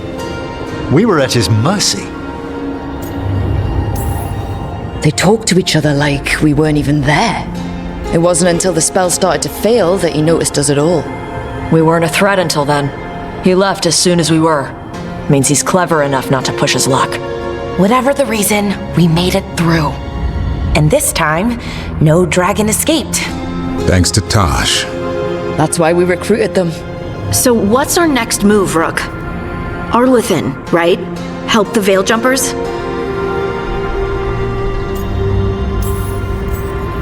That'll put us on the gods' trail, but we need to be ready for the fight once we find them. Which means we need to help our allies be as prepared as possible. The 8 of us can't face gods without help. Elganon's arrival certainly puts a dreadful emphasis on it. So we help our allies. And track down the gods. And maybe deal with our own crap when we've got time. Docktown has problems. Look, the mission's still the same. Stop the gods. Which means? It means we offer to help the Veil Jumpers with the damn Venatori. Then we figure out what our other allies need and help them get it. And us? I need you focused and ready to face impossible odds. So tell me what that will take. We've got work to do. Do you remember, Rook, when I mentioned another ceremony I must perform at the Memorial Gardens? The time has come. I was hoping you'd accompany me again. It can't be time to relight the graves yet. Oh, this isn't Watcher business. It's a more personal visit. Whenever you've time. Now, what do you have to say for yourself? Did I miss something? Since we're here to gather flowers for the dead, I thought I'd teach Manfred some plant names. But I just caught him attempting to wade into a rose bush.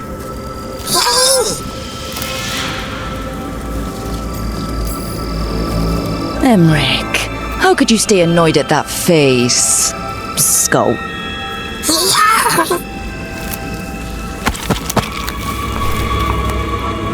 Oh, Manfred. Whatever will happen to you if I pass on? If? There's something I'd like to talk about. Do you know what a lich is, Rook? An undead mage that's retained their mind. They're theoretical, aren't they? The idea fascinated me when I was younger.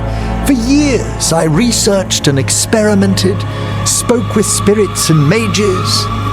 Then, eventually, I found them. Who? The Lich Lords of the Grand Necropolis. Necromancers before me who'd transformed themselves into true living dead.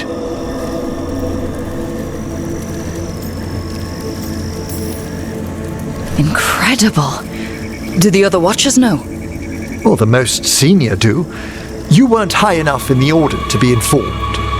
The Liches are the great protectors of the necropolis, bulwarks against forces that threaten creation. After years of tests and rituals, they granted me my desire, the right to attempt lichdom. Hold on. If you become a lich, then all this flirting we've been doing... I should hate to lose your company while I'm still mortal. What would you being a lich be like? A vast leap. Flesh cast aside for bone, returned immortal for all time.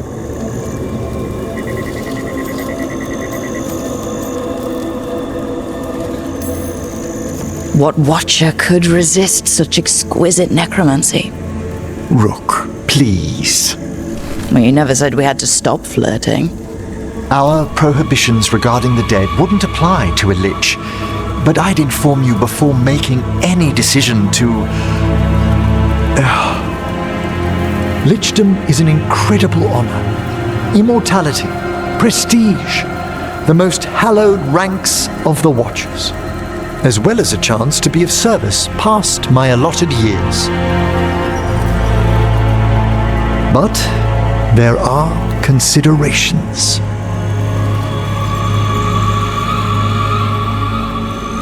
Come, we have flowers to gather for the dead. Okay, but I've got questions.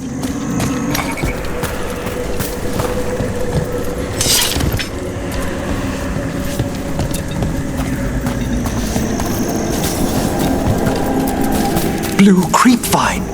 This will do nicely. So if you were a lich, it wouldn't be a spirit mimicking you? It'd be your actual soul in the corpse? It would. I didn't think... Wait, is that what Vorgoth is? Oh, no one knows what Vorgoth is.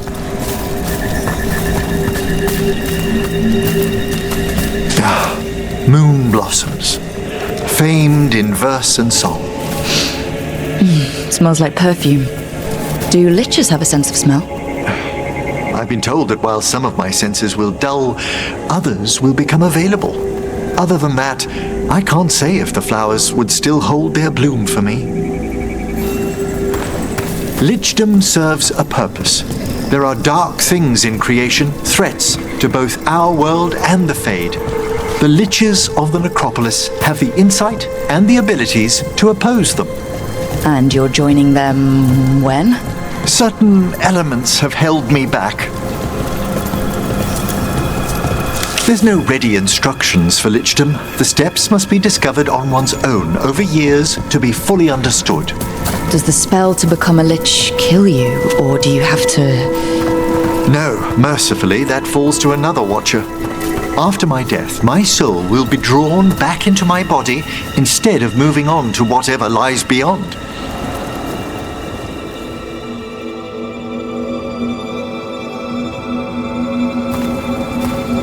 So, what's holding you back from lichdom? Even with all my preparations, there's a chance I could die, permanently, during the rites. What cowardice! A promise of immortality, an end to all my fears, and the final veil stays my hand. Emmrich, you've spent your life preparing for this and it could still fail? You say nothing that hasn't hounded me. Traditionally, candidates for lichdom face one final sifting of the soul. If they avoid it, you saw my old colleague. Hezenkos. She's a lich. A half-lich, though that hasn't diminished her powers. Until I stop her plans, I won't possess the peace of mind for lichdom. Why don't you select the next flowers, Rook? Sure. So what's a half-lich exactly?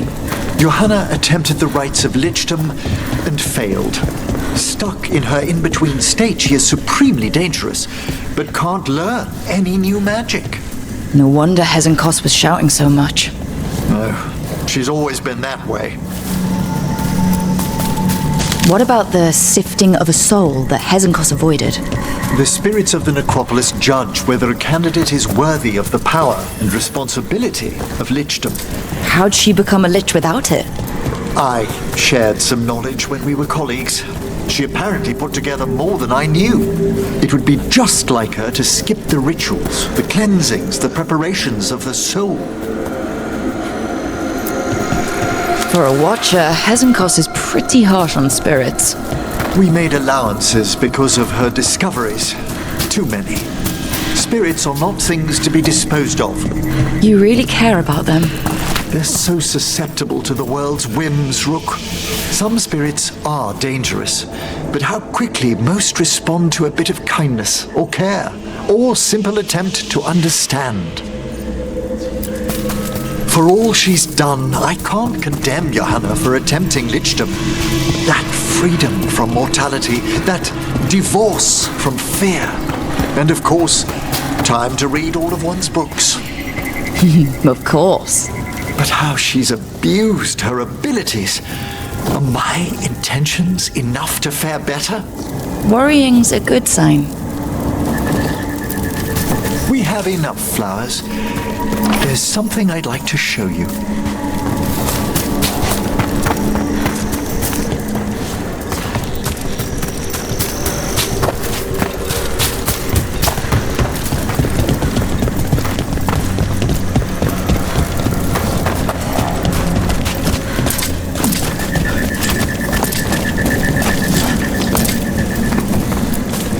I spent time down here myself as an apprentice. You sweep a lot of graves before they give you a sword or a staff.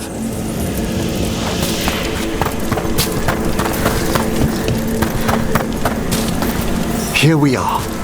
Oh, so these flowers are for... Yes. If you could place them on the graves, please. In memory of Rupert and Eleonora Volcarin, they walk eternity hand in hand. After I became a watcher, I erected a proper shrine to my parents. When I come to talk, I like to think they listen. Well, don't be shy. Introduce yourself.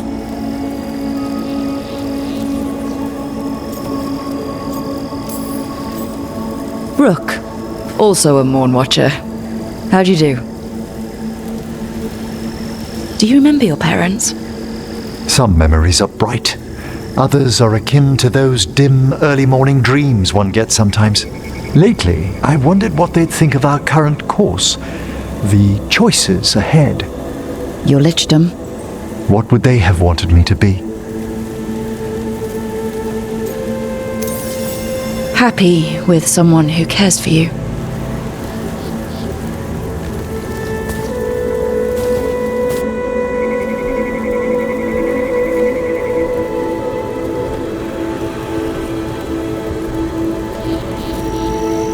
Shroud's Kiss. I've always loved the legend around this flower. They say it grows on lovers' graves, and that one moves closer to the fade simply by inhaling its fragrance. Is that true? It is when I will it, my dear. What else?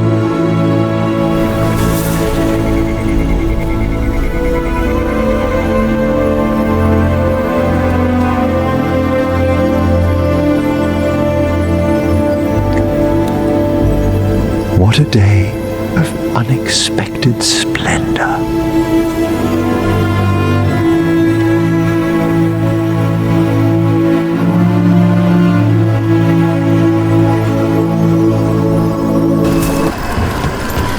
Professor, Emmrich.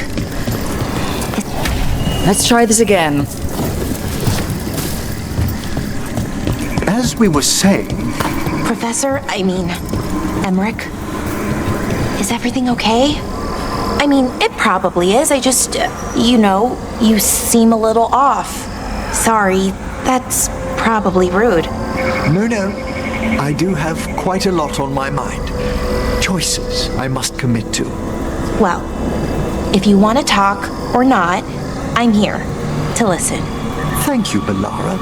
That's most kind. Rook, darling, I was thinking of spending an evening with just the two of us. I'd like that. Wonderful. I've made all the arrangements at the necropolis. We'll leave whenever you're ready. How did you find everything? I never ate this well when I was training in the necropolis. You may be interested to know I was permitted to raise a few cooks from the royal crypts tonight. Wait, not from the tomb of Venesca IV? I'd hoped the evening might impress. The amount of work on you worries me, Rook. Responsibility exacts a toll on the body.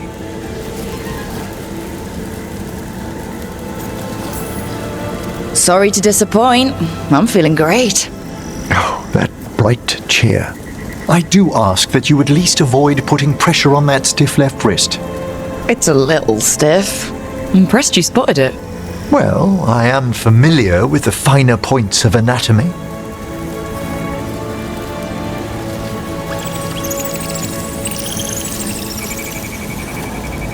It's good we made time for this.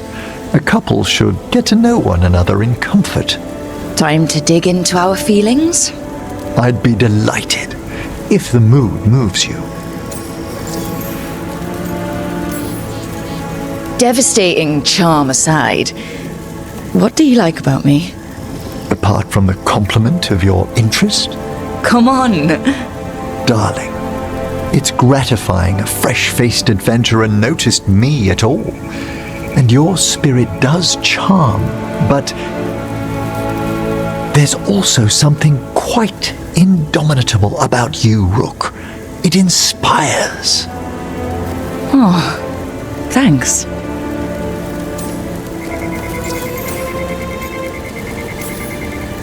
What's your favorite color? Well, can I only choose one? Let me guess. Black, green, yellow, but like a bone yellow. Lilac. Ah, of course you went to a flower. It's such a pretty shade of purple. It brings thoughts of spring. And what's your favorite shade of color?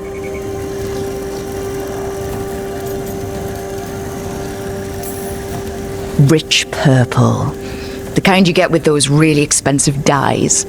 It's the color of royalty in some kingdoms. Maybe I've got ambitions. This is one of the more romantic dates I've been on. How wonderful. I was afraid I'd lost my touch. Between work and research and teaching Manfred, there hasn't been time lately for company. How lately? No one's serious for a few years. Apart from that, I'd prefer we leave the past be. All right. Stay a man of mystery.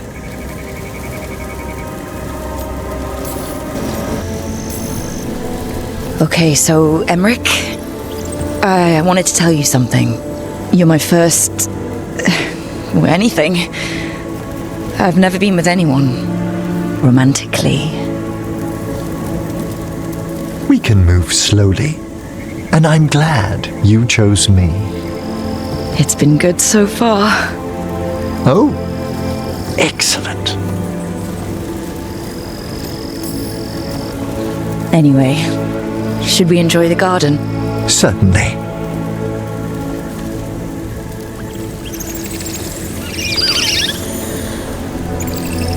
They're wondering what we're up to. Wisps are ever attracted to the gardens. Like you? The Fade is close here. As our spirits I count as guides and friends. Beyond that, I feel there are mysteries past our comprehension. Something beyond the weft of magic or deepest Fade. When I'm fortunate, I spy suggestions of them here.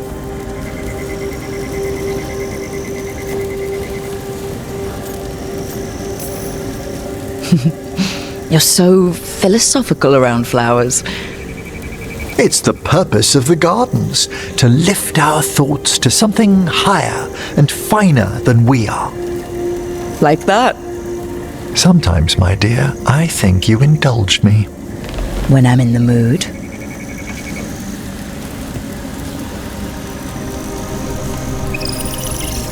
This note is about Gatlock, that Kunari blasting powder.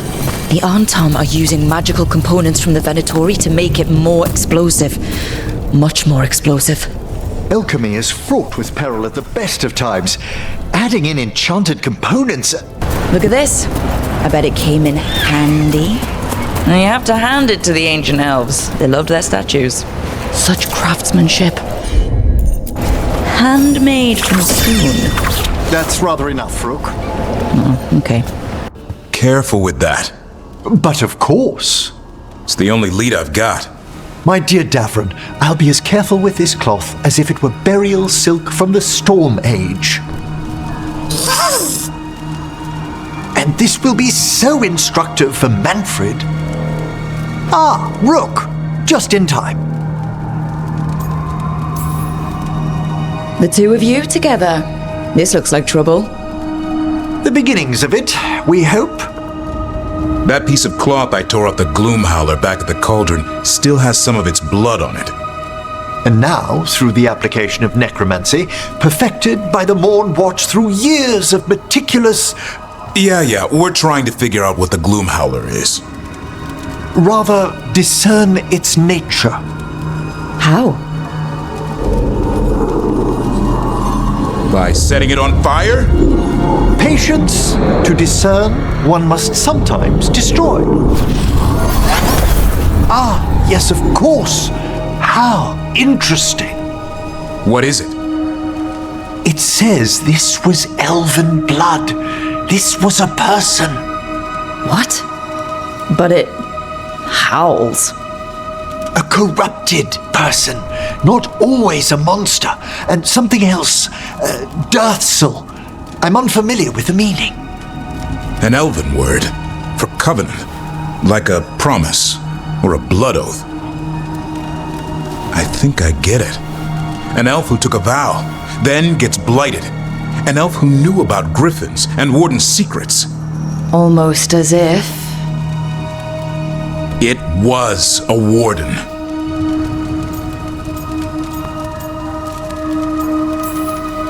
The Gloomhowler was an elf. How does that work? Blood never lies. Something else is going on here. I'll put out the word, call in favors, see who might know more. But thanks for your help, Emmrich. You, discerned well. My pleasure. Is that Zara Renata? This place isn't big enough to keep every corpse you guys find. Zara spoke to Ilario before she died. Emmrich can talk to the dead. I have to know. I wouldn't have offered my skills if I thought it was unsafe. Let flame rekindle your sight. Let breath and light rise again. Tell us about Ilario della Morte. Martyrs. He fooled us both. Elaborate. You took what he wanted most in this world. More than coin, pleasure, family. The title of First Talon.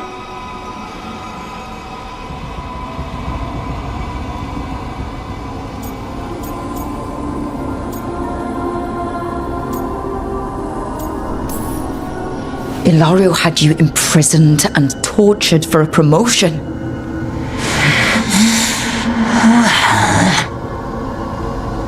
The job was to kill you. But this one doesn't waste those with potential. Yeah, that's not any better. And Katerina? Did Ilario hire you to kill her? Ilario used blood magic to control spite. How? He's not a mage. Our risen god gives many gifts. Elganon? Ilario's working with Elganon. Her spirit's strong. Haste would be appreciated. Let her go. We've heard enough.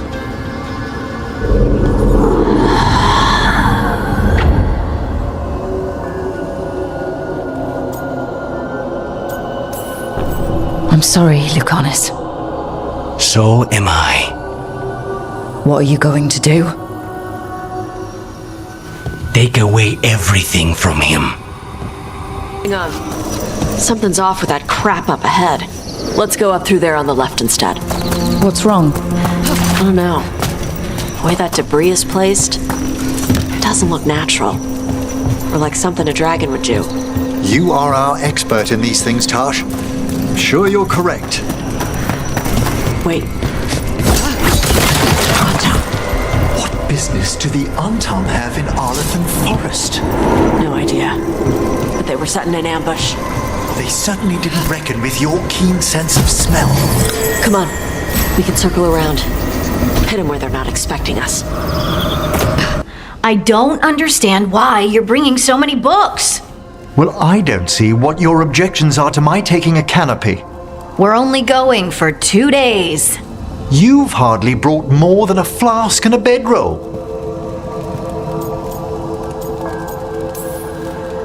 Should I send a search party out for you two in a couple of days? No. Of course not. Emmrich wants to see more of Ferelden, so we're going camping. But he's treating it like we're going to an academic thing. An expedition can have its earthly comforts. You want to bring a shaving kit in the woods. My dear Harding, a gentleman is never without a brush and a razor. The whole point of going to the wilds is to get away from all that. So what if you get muddy and smell a little bad?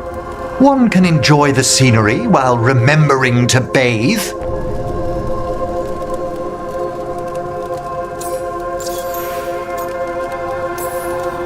Emmrich, you always look good. And you can tell me all about the trip when you get back. Of course, darling. It is only 2 days after all. Exactly. So why are you packing a dressing gown? I don't understand the gown.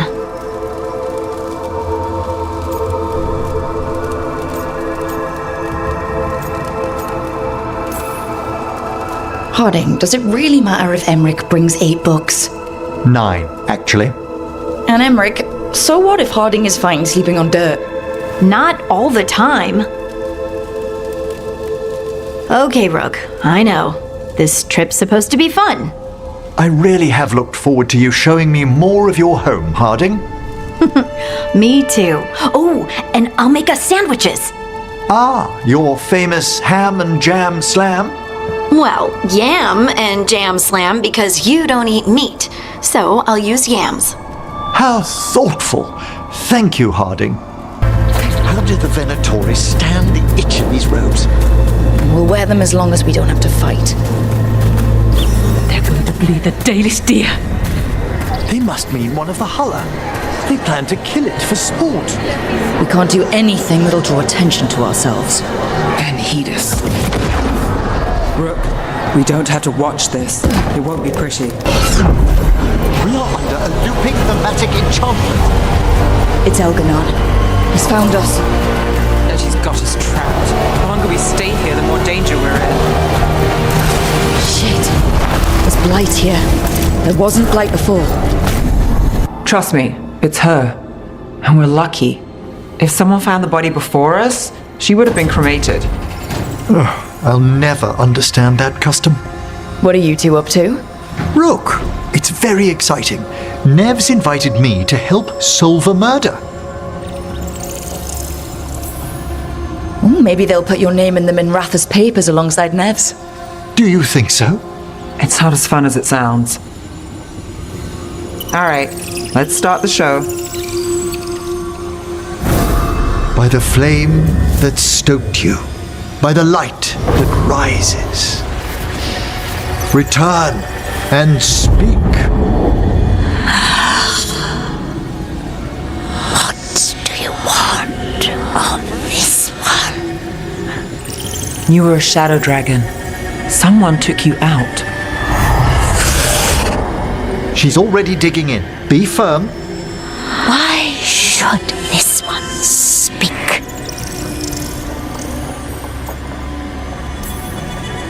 Come on, have you got anything better to do? We offer you a last chance to speak with the living. Speak with no promise of answer. You helped get people out of the city. Who was the last person you took? No. Secret. This one's to protect. They're clinging to a role, keeping secrets. Fine. Then tell me who killed you. Did you see their face? Their name gives the other away. If they came for you, then they're coming for whoever you helped escape.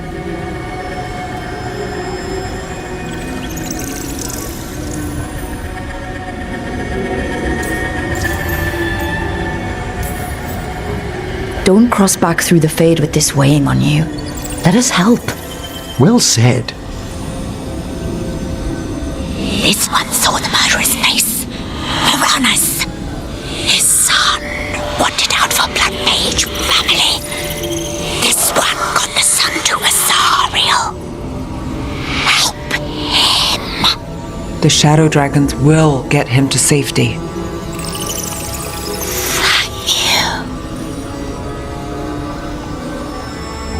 The spirit has left us. Thank you for trusting me with one of your dead. Wouldn't leave that to just anyone. You're a different story. Thanks for the help. Anytime. So now Elganon's recovered his own archdemon, and the gods only need an eclipse to complete their dagger. We saved the Dalish, though. That's important. But now Elgernon's immortal, so long as his archdemon lives. And we all know how hard those things are to kill. We killed Razikale, didn't we? After losing hundreds of wardens, and it took a centuries-old trap to do it. We don't have either of those. Not anymore. Just when you think the tide's in your favor, it turns right back. Okay. We always knew this was going to be hard, right? And yeah, maybe it's a little harder now. More than a little. But either we stop this, or all of Thedas falls. So we see it through. All the way. because no one else is going to. Nice speech, Rook. But it's hard to complete a contract if you don't know where the target is. We found the gods before. Not without help, we didn't. So we get help again. We've got allies everywhere now.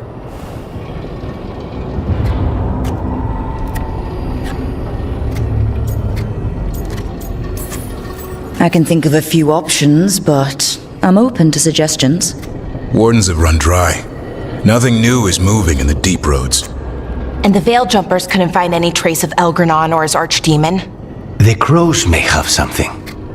The Antam are moving large quantities of supplies out of the city. Weapons, armor, gatlock.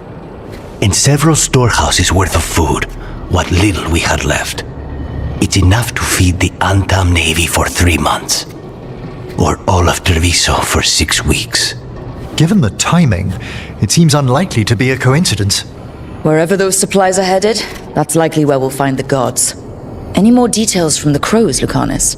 They said the Antam have long work ahead. We have time. Also, Biago would like a meeting. At your earliest convenience. From him, that means important, but not yet urgent.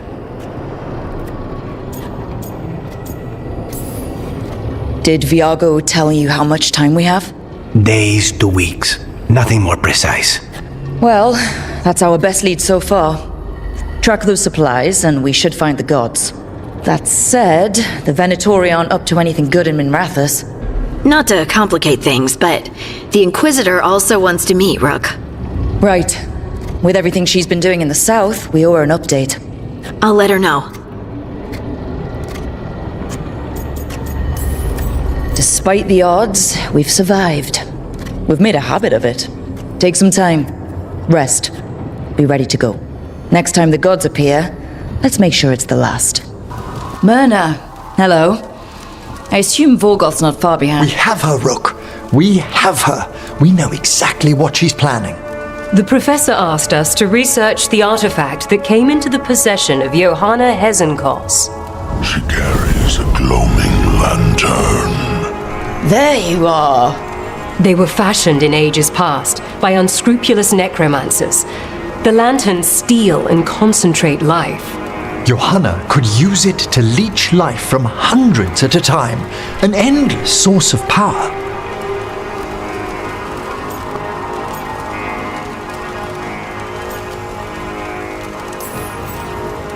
A lantern that sucks the life out of people? Their very souls. But we know where Johanna will be. She has returned to Blackthorne Manor. Hezenkos intends to hold a soiree. That can't be her whole plan. No, but I propose a small group infiltrate Johanna's lair while she's distracted and destroy her lantern. Let's do it. Vorgoth and I must return to the necropolis. Hunt well. If only we could make Johanna see reason. You tried before. She seems stubborn. Perhaps that's why she attained immortality, while I quake on the threshold. If I make my own bid for lichdom. Oh, it's no use pretending this hasn't stirred up that old dread of my own mortality. I'm always here to talk about it. You know that, right? It's a comfort, darling. Truly, but... No. Johanna was never beset by these sort of fears. Well, a little fear's healthy. You'll feel better once we crash her lair and destroy that lantern. Promise.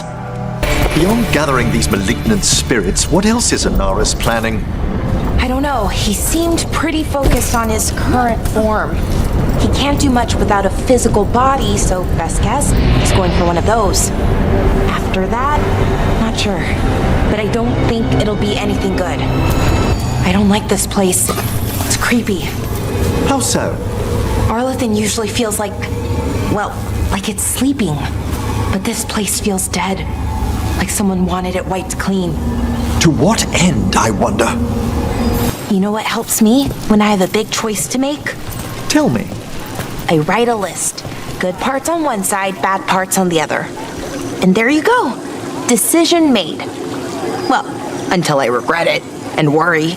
My decision is about a certain life-altering path I might take in the Morn Watch. I'm afraid it doesn't lend itself well to a tally. Well, just in case, the list can help. I had a great sleep last night. Hopefully the start of many more. I think getting rid of the archive was actually kind of a relief. Does that sound bad? All that knowledge, but... A terrible will. This is it. As we were saying... I think getting rid of the archive was actually kind of a relief. Does that sound bad? All that knowledge, but... A terrible will behind it. Yeah. Let it stay dead. We've got better things to build. But the price, it was too high. It wasn't blood the demon truly wanted. The real feast would have been the emotional turmoil from this man's desperation. There's a key. We should see what else is here. Well, there's other ways to get into the catacombs. There is much a maze as the necropolis. So, Professor Emmrich, I have a question about undead. Certainly. What do you wish to know about? The ritual of unbeing? Transference spells? Ghosts. I mean, that's what I want to know about. You mean spirits? Creatures of the Fade? Oh, sure. Something sealed past here. There's a strange twist in the thread of that magic. Now, where were we? Ghosts. I mean, that's what I want to know about. You mean spirits? Creatures of the Fade? Well, surely you know all about them. No, I mean ghosts. The kind that go ooh and knock things over. Young mages do ask the complicated questions first. I'd only ever read about Minrathous before traveling with you. Very few books mention the sheer inequalities one sees on its streets. I'm not surprised. You've probably got a sanitized version. It sounded exactly like the one trapped behind that sealed door in the necropolis. Did it escape? How? A multi-localized sending. The malign spirit trapped in the vault can project facets of its reality into the outer world. Do your catacombs run under the sea? In places. Tunnels used to run to every island Minrathous owned. Most of them flooded ages ago. Some are cut off from the city, but not all of them. What will you do, Nev? Stop Alia. You're weighing specifics. One step at a time. Frankly, that's all I can take. I heard another rumor. What is your latest hearsay? That you and Rook are getting tight. Making eyes, warming the cockles of your heart, tugging at the old bone. That's quite enough. Sure, but if you need any tips on hand-to-bone combat... My dear young Devron, I know perfectly well what I'm doing. Make that your next book. I heard a strange thing, Emmrich. It's simply not true that Manfred's doing my laundry. He's got tangled in a bedsheet, and Tash mistook that for... Not that. I heard you're preparing for some big necromancy rite. I didn't say anything. I believe you, Rook. But how... You talk out loud to yourself a lot, Emmrich. Oh dear. The rite is a difficult, delicate thing. I promise to explain it if I succeed. I get you. Good luck. What a terrible form of immortality has fallen upon Essaya. Gloomhound. Right. Where were we again? Gloomhound. Essaya. Should have died ages ago. Warden or not. Why does the Blight kill most people it touches, yet infuse a few with this dreadful vitality? No idea. If I ever go bad like that, have Taj breathe on me. Go out in a blaze. This place is like a caricature of Weisshaupt. They can't be trying to rebuild it. Even Blighted, they were still Grey Wardens once. Old memories linger. Echoes of them anyway. Twisted by Essaya. You ever clean your own dishes at the necropolis, Emmrich? Or is that a job for skeleton butlers? I was an apprentice once. How about now? Well, I am perfectly capable of scrubbing a pot. That's good. You're on cleanup tonight. Why didn't the Dragon King use these old fortifications for his lair? boss fortifications? No. He might send his Antam in here to hang banners and crap. But these aren't fancy enough for him to live in. They don't make him look powerful. Even the air is lung-scorching. Watch your step. No guardrails. Safety is for the weak. You in the traitor, since we have guests. There is nothing sacred about the Kunari language. It is weak, like those who follow the few. Does the man attempt to convince his followers or himself? Tash, I'm sorry. We'll help any way we can. I need to see her and kill him! Now, where were we? I thought I detected a new spring in her step. Huh, good. We're together. Ah, so that's why Harding's been humming your name to herself. She has? That's good. If she wants to, it's fine. Enjoy yourselves, Tash. Truly. Have you learned more of what Ilario's planning, Lucanis? Not yet. He's hidden it well. Katerina would be proud. But Ilario had her killed. We're assassins. She'd be proud of that too. So you're with Rook now? We're exploring the matter, yes. Good. I hope you two do good stuff. Oh, thanks, Tash. Just don't do corpse stuff in bed. What? No, sorry, you're right. It's not my stuff. Do corpse stuff in bed if you want to. Thank you, Tash, for the sentiment. Your old necromancer friend, Hezenkas. She's a lich? In some respects, her attempt to achieve lichdom was only partially successful. So there are different kinds? Which kind are you? Good lich or a bad lich? I'm not a lich. Oh, okay. But Hezenkas is bad? We're okay to kill her? Or re-kill her? Yes, if we must. Okay. Sorry we have to re-kill your friend. Oh, as am I, Tash. Thank you. Okay, so the plan is basically to sneak around, find Hezenkos's lantern, and smash it. That's quite a crowd over in the manor. Johanna's gathering. If she's mingling there, we'll be spotted. Fortunately, we have someone who could pass as a servant.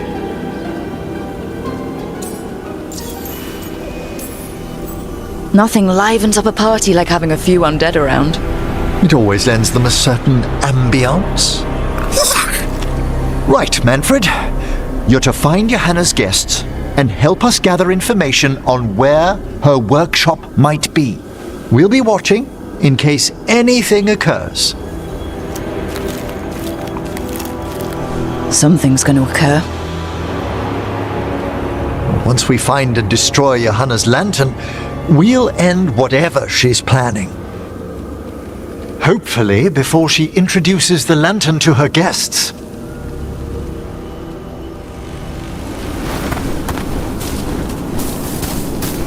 That should be enough time for Manfred to blend in as a servant. Let's find a place inside to observe him, quietly. Right.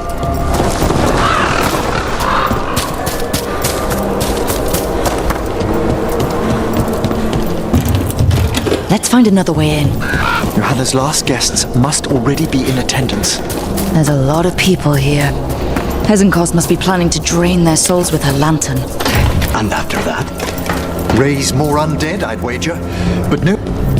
Sounds like the party's in that main hall where we confronted Hezenkos. Perfect. We can watch Manfred discreetly from the balconies. And see if Hezenkos has that lantern on her.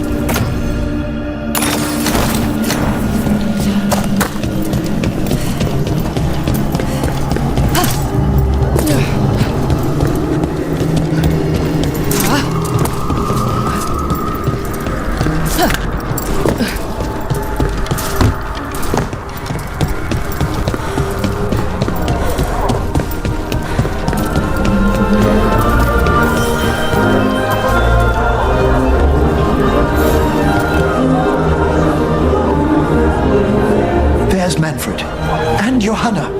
But no lantern. Now, You were saying about a shrine in the manor? Yes, a shrine revealed by a spectral tome, which, as an expert, I could read if our host ever lets me into the library. An ancestral shrine? I could question the deceased there about the location of Johanna's lantern. Well, if a book can lead us to the shrine, let's hit the library.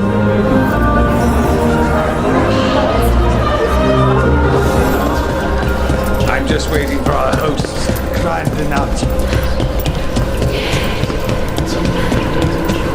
The library's to the east, right? Where we closed Hezenkos's portal into the Fade. Why did she return to this mansion? Johanna must have a workshop hidden here. Likely where she's prepared whatever she plans to empower with this lantern.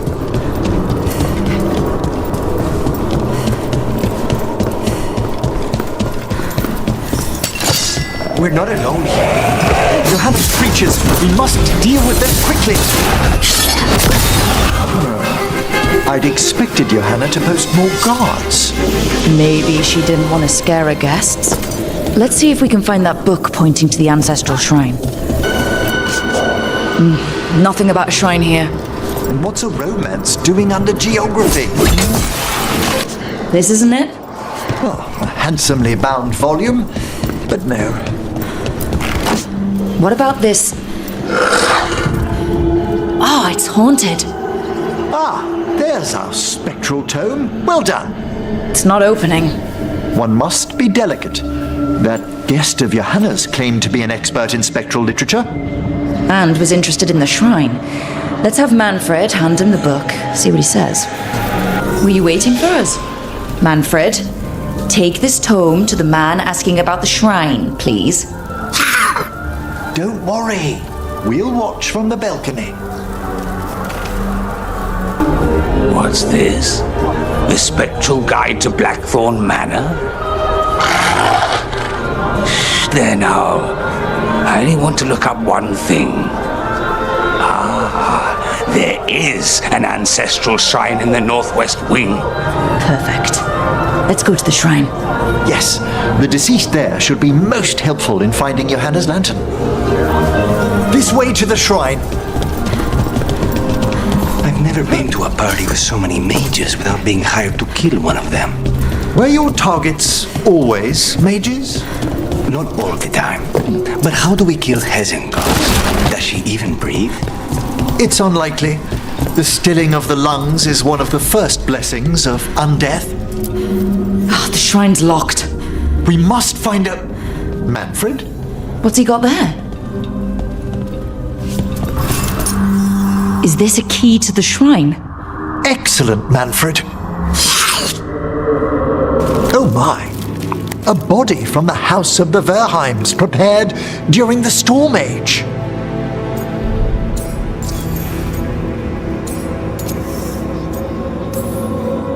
You're adorable when you get excited about things like this. Well, who wouldn't be, darling? Such a rare find. Time to find Hezenkos. He's all yours, Emmrich. By flame and seal, by light and flood, open your eyes once more. Who dares disturb? Friends to the dead. Friends, this one was abandoned, lost. Emmrich, it's getting noisy. He's unusually obstinate. Speak! Where is Hezenkos? Prove yourselves. What claim have you to the deceased? A willing dead companion. This one concedes. Hezenkos makes something that should not be. Red tapestry. Look there. Rook, did you hear that? Manfred just... I know. Also, we should move. Oh, he can talk. Manfred, say something else. Come now, you just spoke. We have to go. Yes, yes. All right. Where's that red tapestry? This wall looks secret door. Manfred, could you please squeeze through and open the door from the other side? Yes! Aha! I knew I didn't imagine him speaking. So Manfred speaks. That'll get the other Watchers talking. And they said a simple wisp could only grow so much. I knew he was learning quickly outside the necropolis, but this level of complexity is remarkable. Does a skeleton need to learn anything? He's not even alive.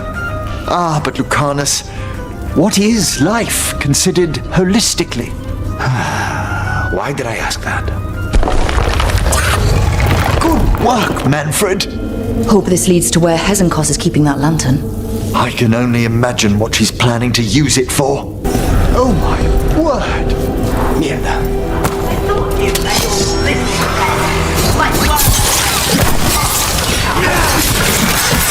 Johanna, even half-lich can't control something this massive.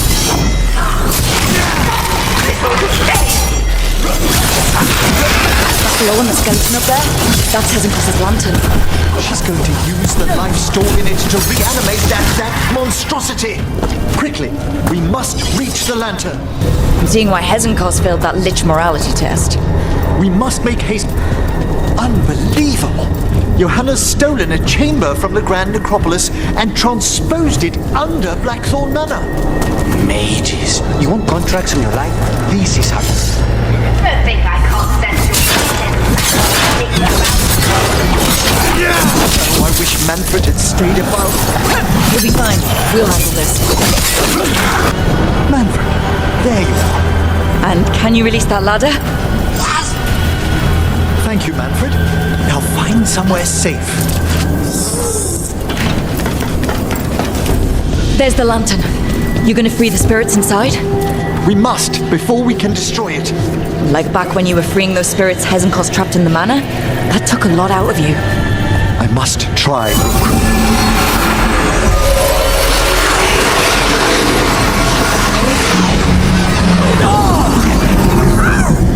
Emmrich? There are too many trapped spirits. I'm sorry. I can't. Another lash of power might end me.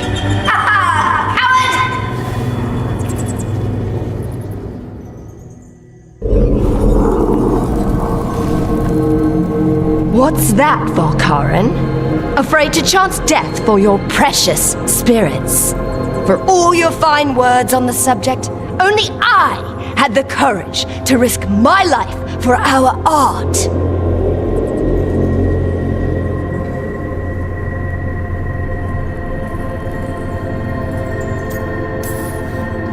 He's still got twice your backbone.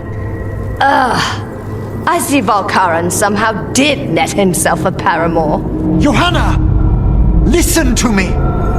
You're right! I've never overcome fear of that final dark. I miss having a friend that could. Yes. Always the idealist. I'm sorry lichdom failed you. I swear I would have helped you had you come to me. But puppeting this creature... Puppet? Puppet? Do you think I'm staying a failed lich? I won't command my greatest creation! I will become it!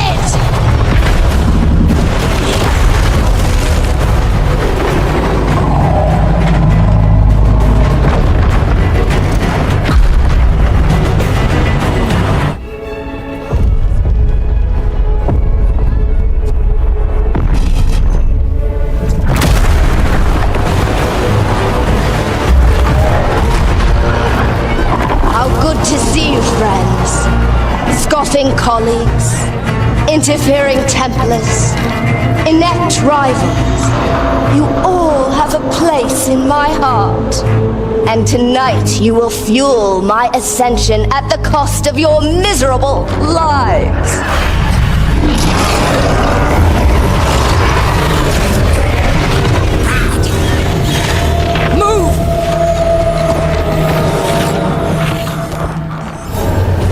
You think you can stop me?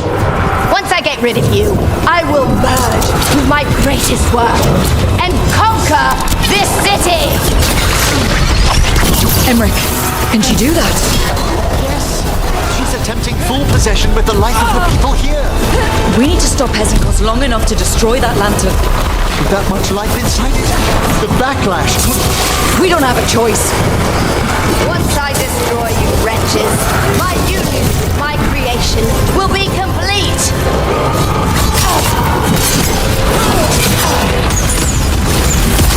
I'll crush you myself if I must. It's touching that you brought your new friends to die for you, Volkaren. I'll be sure to bury you and your new lover in the same tomb. This isn't working. We can't break the lantern. You think I'd leave myself vulnerable to you? Enough playing! Your pointless lives will fuel my triumph! We have to move. She's draining life from us. We must find shelter. Right.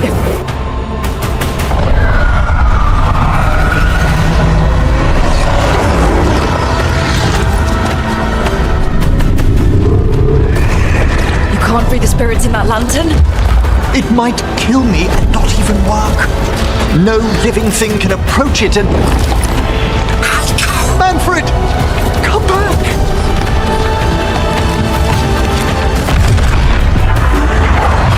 Any last words, Volkaren, before I...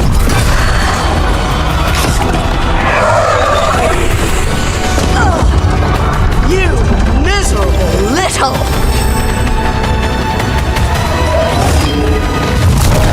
Manfred!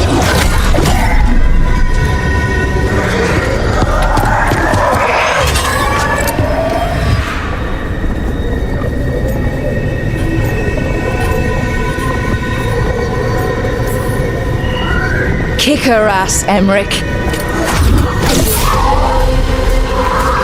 By the spirits bound here, night and shadow, light and blood. What are you doing? Let your chains loosen. Let the fade draw close. You'll never succeed, you old fool! I release you to the air. No! You small-minded!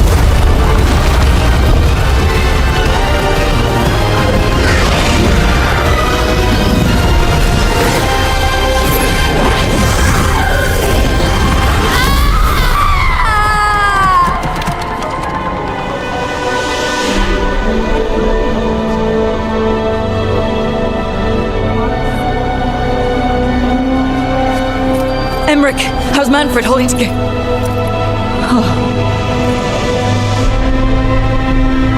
We must go to the necropolis.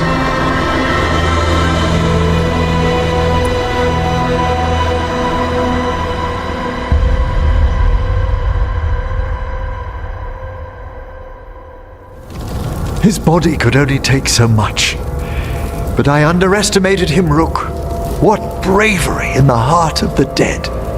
And how he grew. Manfred disobeyed me beautifully. He was his own soul at the end. Can you bring him back? I will ask.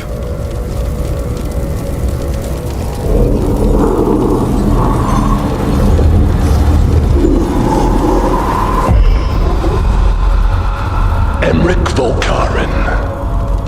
You were not expected so soon.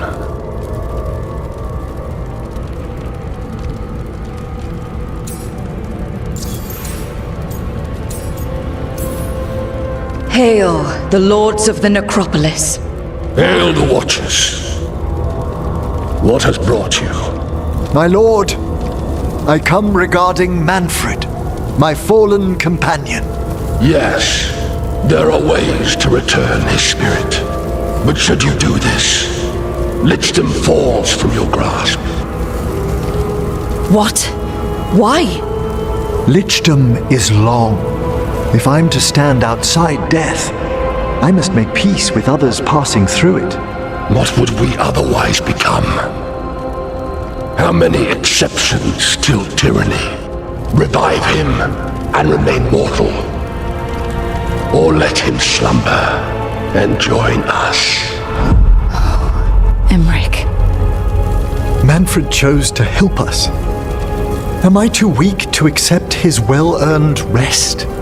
I yearn for lichdom, Rook. That leap into something greater, that everlasting light. Do I revive him and live out my days?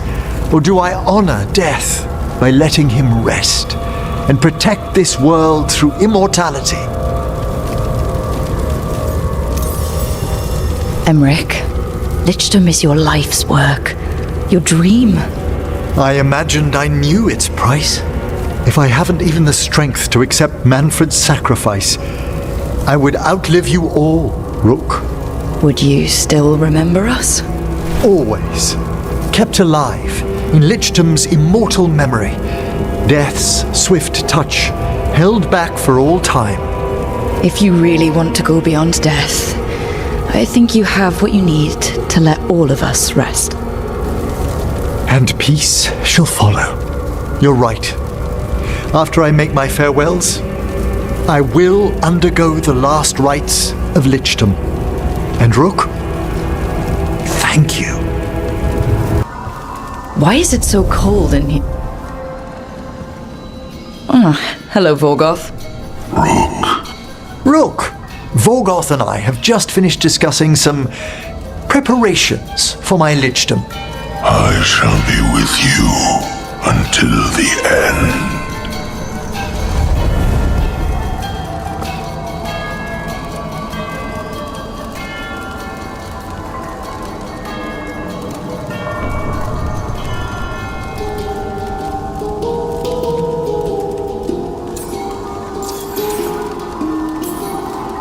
Classic Vorgoth.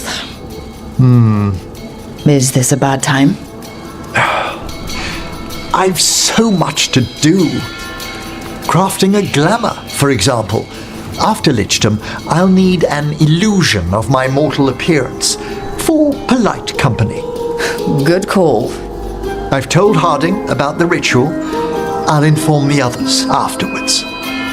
But there's something I need to speak to you about as well, dearest. Are you springing something on me? You get extra serious when you do that. I don't think but to the point. Lichdom is a transformation of body and soul. A change in how I sense and feel. And I will still feel, but... What are you saying? Rook, dearest, I'm becoming undead. I know. When we met, I never imagined you'd be interested in... Then after you were, How can we be together once I go into death?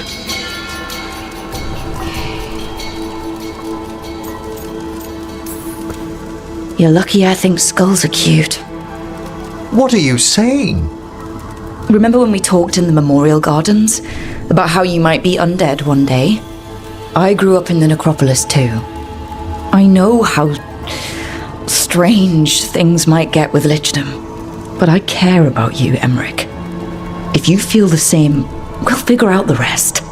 Unless you think you'll be too busy with lichdom for me. Never. What's this lichdom rite actually like? I must pass through the gates and meet the oldest forces in the necropolis. A final appraisal of my soul. Hail the living!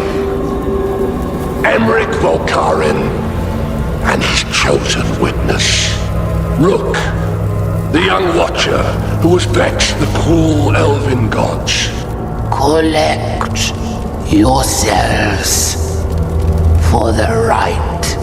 I'm afraid this is as far as you're permitted. If anything should perchance go wrong, my dearest heart, you are the most magnificent thing to ever happen to me.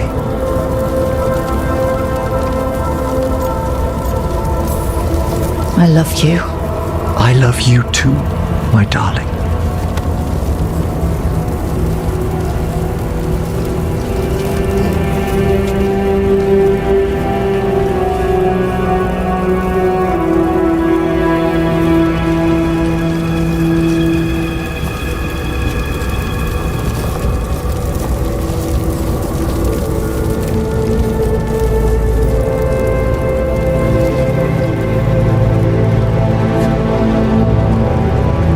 I am come to be judged by the dead.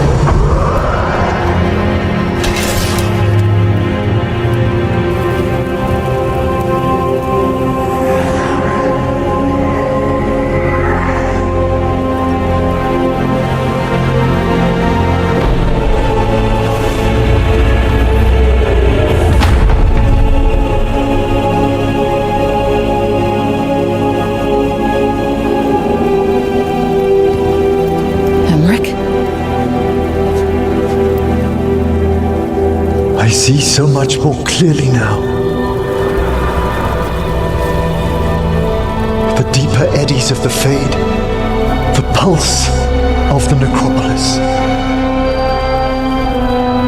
I have been through blood and darkness, and I have emerged into light.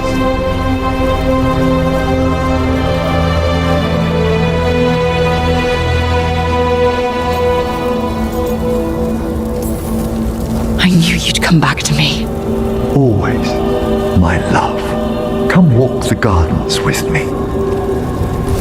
Thank you for coming, everyone. Please, bear with me. This will be rather difficult to explain. I may appear the same as always, as I stand before you, but I've recently undergone a ritual that... I thought you'd have a skull face. Like a skeleton. It must be his glamour. It's really something, Professor. I can't sense your lich at all. Harding! Oh, no. Was becoming a lich a secret? So, the lich stuff is true, and you crossed that line.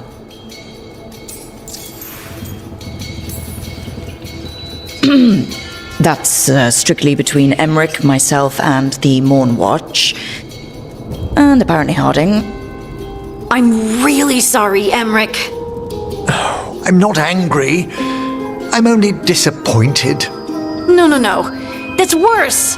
Just tell me you'll keep your skin on. That's not how it... I should take notes. Yo, look, why don't we just start from the beginning? Are you satisfied? Yes, I have entered lichdom, and I am not an abomination, or a demon, or a disconsolate spirit. I have become something more. And yet I am still fully possessed of myself. So you are a skeleton. Got it.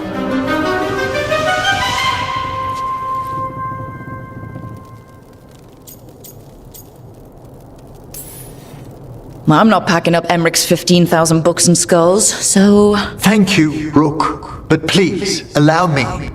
I'd like to think some of us have become friends. I value that more than you might know.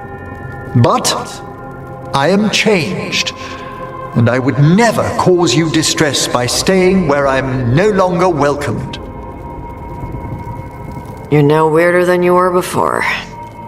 I've seen worse with the wardens. You all... really? I think you'll be fine. Okay, now, question time. His body could only take so much. But I underestimated him, Rook. What bravery in the heart of the dead. And how he grew. Manfred disobeyed me beautifully. He was his own soul at the end. Can you bring him back? I will ask.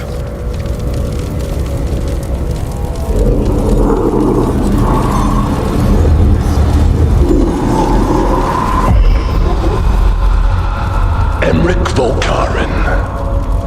You were not expected so soon.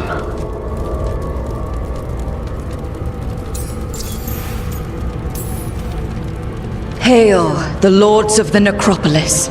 Hail the Watchers. What has brought you? My lord, I come regarding Manfred, my fallen companion. Yes, there are ways to return his spirit. But should you do this, lichdom falls from your grasp. What? Why? Lichdom is long. If I'm to stand outside death, I must make peace with others passing through it. What would we otherwise become? How many exceptions till tyranny? Revive him and remain mortal. Or let him slumber and join us. Emmrich. Manfred chose to help us. Am I too weak to accept his well-earned rest? I yearn for lichdom, Rook. That leap into something greater, that everlasting light. Do I revive him and live out my days? Or do I honor death by letting him rest and protect this world through immortality? Mortality's a hard price, but you'd miss Manfred. Oh, of course I would. But a Watcher should be more accepting of loss, of grief, of his own death in turn. You're braver than you know, Emmrich. You've always risked your life. Against Hezenkos, against the gods. Death's abyss always recedes with someone to brave it for. I think facing a lot of things would be easier if Manfred was back. Oh, he was fearless. He has so much potential, Rook. So far to grow. Then help him do it. You're absolutely right. I'll need your help. Rest easy, Manfred. We'll soon have you back amongst the living. I've made my preparations, Rook. Will you help me restore Manfred to the world of the living? I pledge assistance as a watcher to this work. Let us walk these paths together with the dead. Thank you. We must go to the necropolis once you're ready. Okay, Emmrich. How's this work? We'll need assistance finding Manfred's wisp and drawing it back into his body. By pact and pledge, I seek an audience. By light and breath, let wisdom come. You've met these spirits before, but I've never properly introduced you. Rook, allow me to present two Necropolis Guardians, the keepsake of ages and far-sighted curio.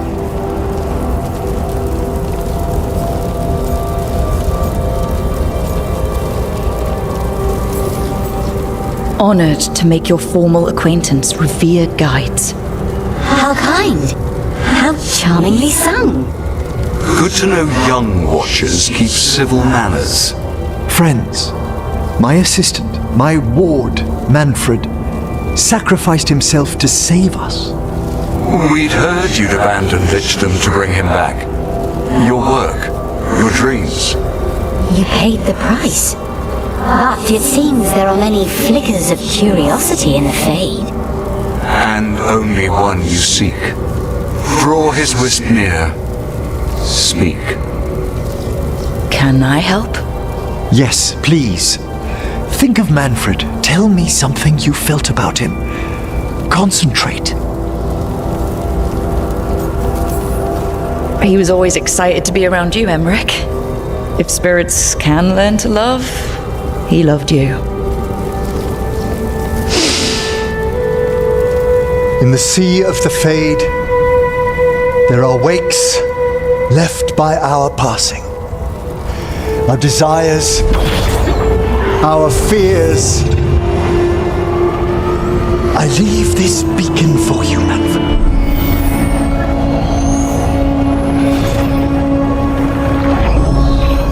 Follow my voice. Return to me, please.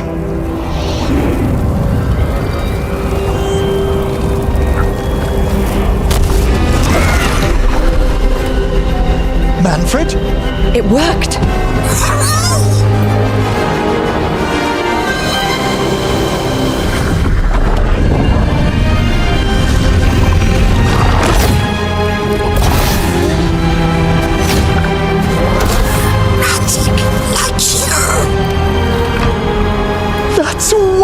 wonderful.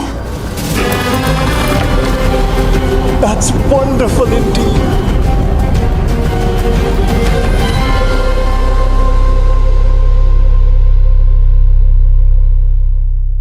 Thanks for stitching that seam on my coat, Fred.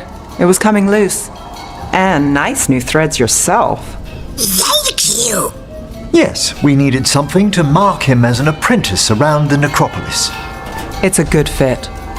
See you around. Yes!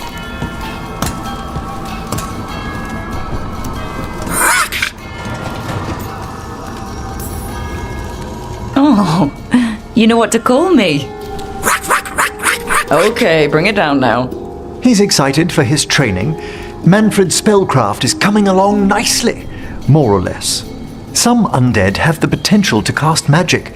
I believe his was unlocked by his journey through the Fade. What was that like? Dunno. You mean you don't know? Dunno. We must work on that enunciation. Why don't you fetch the primer? There goes our magic-flinging skeleton son. I wouldn't go so far.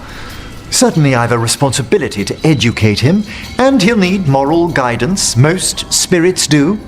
But did you know, yesterday he said the most amusing thing while... He's got your eyes. As he grows, Manfred will better learn to take care of himself. I won't worry so much when I pass on. How do you feel about that last part? I have moments of regret for what lichdom might have been.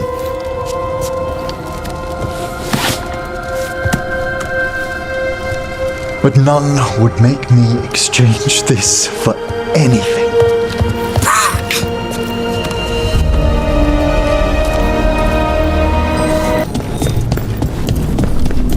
Another question about the crows, Lucanis. Go ahead. Do you have any say in your targets? You want to know if my victims deserved it? Forgive me, I shouldn't have asked. Everyone wonders. I've never killed an innocent by my count. I cannot say if yours would agree.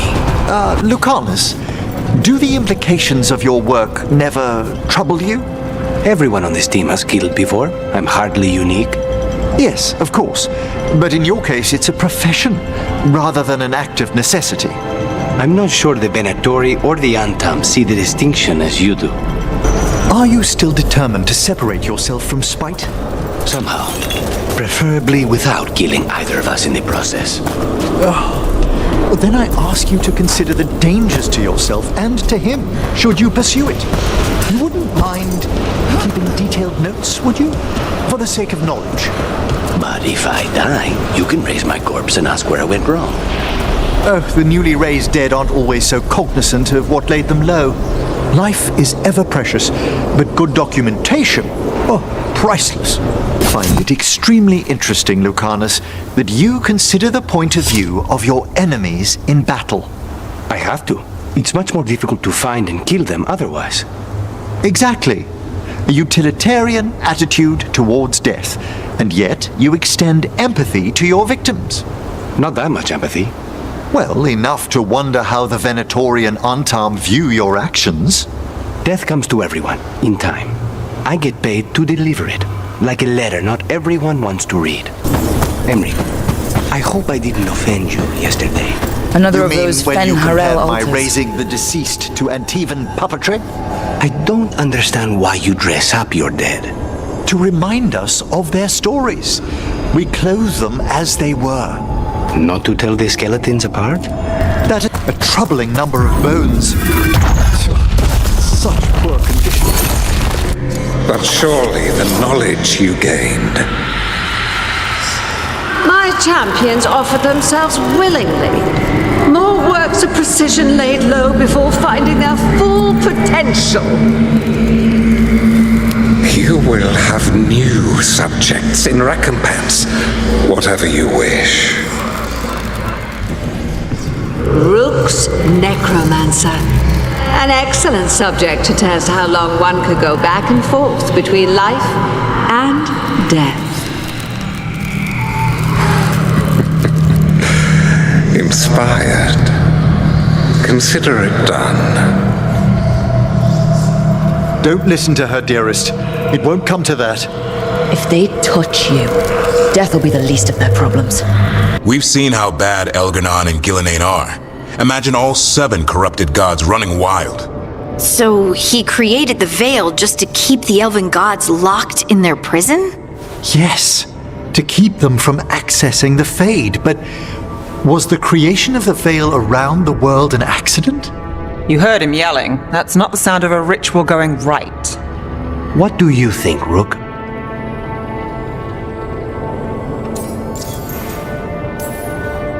Honestly, it's a little terrifying.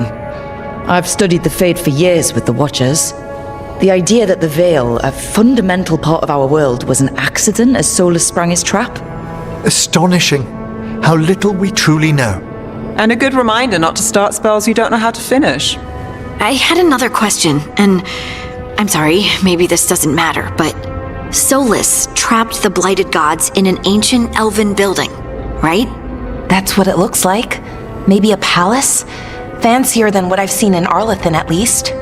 And then, the Magisters were lured into the Fade. They broke in, which let the Blight escape, and turned the Golden City black.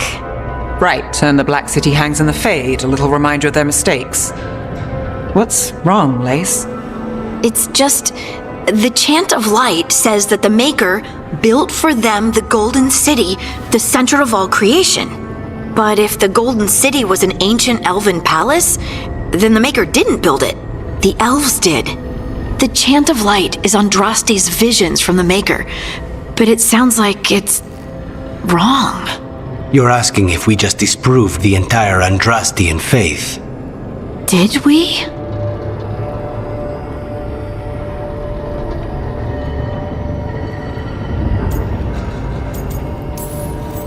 The Maker was never my faith, Lace, but I'm sorry this is hard for you. The Chant of Light has seen many iterations over the centuries.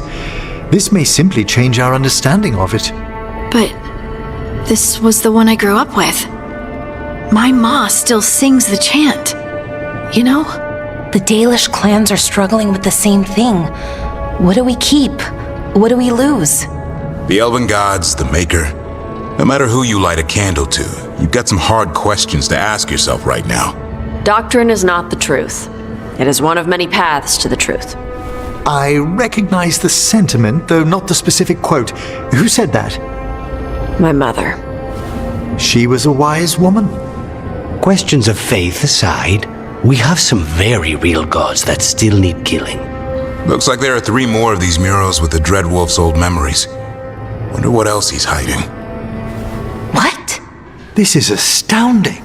The ancient elves were spirits who voluntarily manifested a physical form. I'd rather go back to talking about the Blight. Hey, Lucanis. Could spite turn into an elf? No. Sorry, but... what?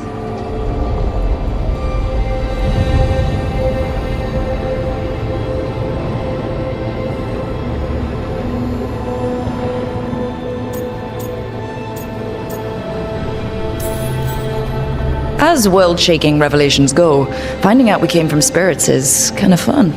Really? Actually, a whole lot of things make more sense now. Like why some magic works differently for elves than everyone else. And we wouldn't have that magic if not for this. The knowledge that an entire people were formed from a mass manifestation could change our entire understanding of magic. If we let it out, is that the right call? Do you want bigoted humans yelling about how elves are demons? Davrin's got a point. World's not short on small-minded humans.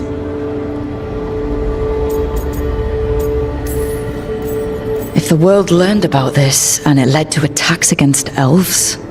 Elves have enough trouble as it is down in Ferelden. We have to tell someone, though. Strife and Ireland, at least. If I told Thea and Viago, they'd think I was sampling Viago's poison collection. No one will believe us. Okay. We keep this to people we trust who have good reason to know. No shouting it from the rooftops. Agreed. The Morn Watch has a great deal of experience keeping dangerous secrets. So, beyond the world-shaking stuff, what else did we learn here? Solus himself was a spirit. What kind do you think he was? Well, his name is Elven for pride. Oh, okay. There's something else. Not about spirits, or not all about them at least. Solus didn't want to become a person with a physical body. Right. He only agreed after Mythal begged him. Then that's his regret. He wishes he'd never taken physical form. Maybe, but not just that. Solus was scared. They built their bodies out of lyrium, and it made the ground shake.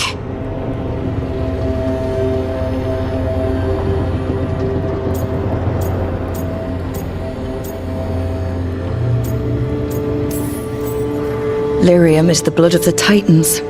The Titans would have felt it as an attack. They defended themselves. The first memory we saw with Elganon seizing power, it happened at the end of a war. A war between the Titans and the elves. Lace, I'm so sorry. It feels like we still don't have the full picture. But I think that's part of what Solus regrets. He didn't see the danger. Except he did. He was worried, you said it yourself. He did it for Mythal. Everything that followed, he could have prevented, if he just told her no. Then he's got a war on his conscience. Plus, whatever we find next. Solus made the weapon that killed the Titans. No, not killed. He cut away their dreams and left them broken and mindless. Dwarves don't even know where they come from because of him. And he knew, all along.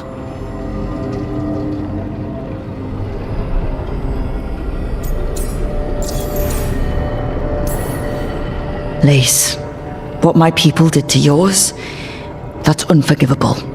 You don't need to apologize. Well, someone should. Our leaders attacked the Titans for their lyrium.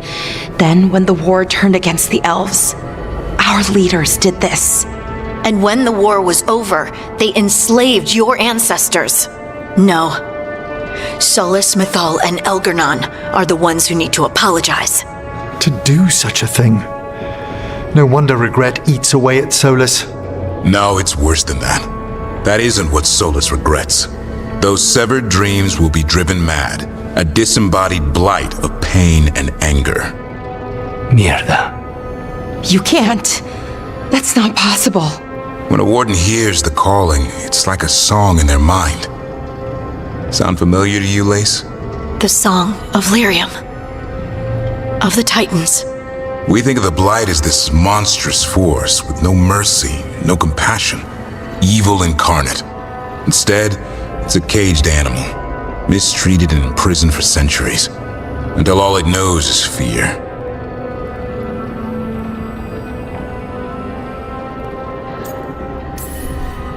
In all my talks with him, Solus hates the Blight more than anything.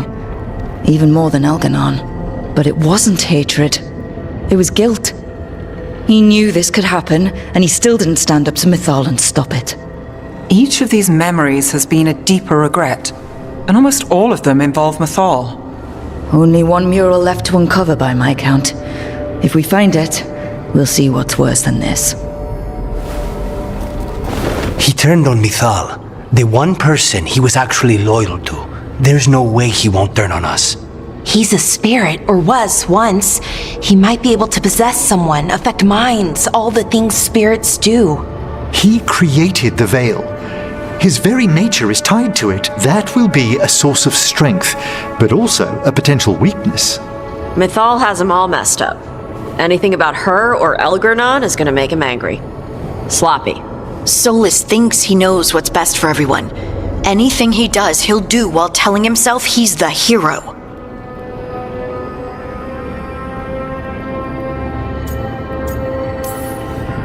The bad news is that the god of lies and trickery is almost definitely preparing to betray us. The good news is that we've gone through his dirty laundry. So, we know his motivations. You think we can set a trap of our own? That's the hope. You have witnessed the Protector's tale, Dweller, almost to its end. Almost? How can there be more? When the mighty fall, their echoes cross the ages. An audience is warranted. Speak with your visitor. She awaits you in the crossroads. Tearstone Island. That's where Elgar'nan and Gillenane will perform their ritual. With an eclipse, those two can finish their dagger, then tear open the Fade. After that, we've witnessed the horrors Gillenane creates with even a trickle of the Blight. What happens with a flood? Next eclipse is a month away. That's not a lot of time. Getting past the on-time Navy won't be easy. They'll be on high alert. We'd need our own fleet to get past them, which we don't have.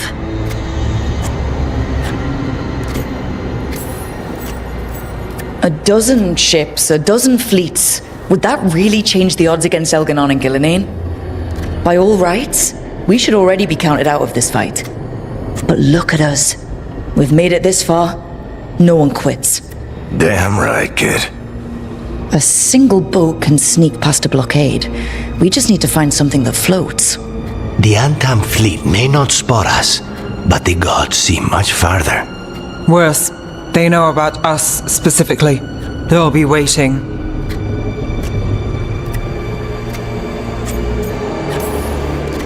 They're taking us seriously, which is flattering. And it can work in our favor. Sounds like you have a plan. Harding, reach out to our allies. Wardens, veil jumpers, all of them. Tell them to be ready to start swinging. We start enough fires, make some noise, and the gods will look everywhere for us, except at their front door. You've helped our allies, Rook. They're ready to return the favor. That takes care of the approach. But what about when we get there? We'll have two gods waiting. Who knows how many Antam? We'll need to be at our best. Question is, we there yet? We are ready as we'll ever be. I'll send off messages to our allies. They'll be ready.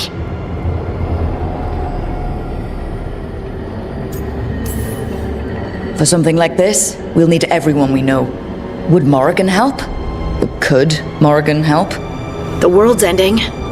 That's when Morrigan does her best work. Great. Tell Morrigan the plan. See if the Inquisitor's willing to help us. I know she's busy leading the fight in the south, but she knows this blight won't end until the gods are dead. I hear that we're ready as we'll ever be, but we can always be more prepared. Weeks until the next eclipse gives us time. Let's use it wisely. Agreed. Get some rest. Then we'll take care of outstanding business. The eclipse is slowly forcing an alignment between the stars and powerful currents in the Fade. Which means what? I'm afraid we've only a few hours until the gods complete their dagger.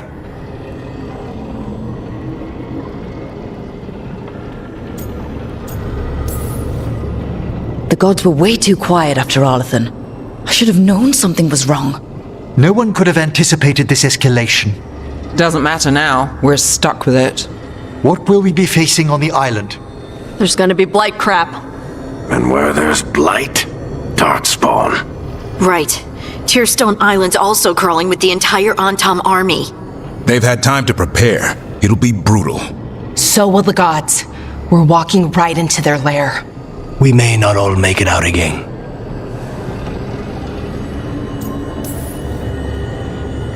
But there's no one else I'd rather do this with. No one. So let's stop the gods, whatever it takes.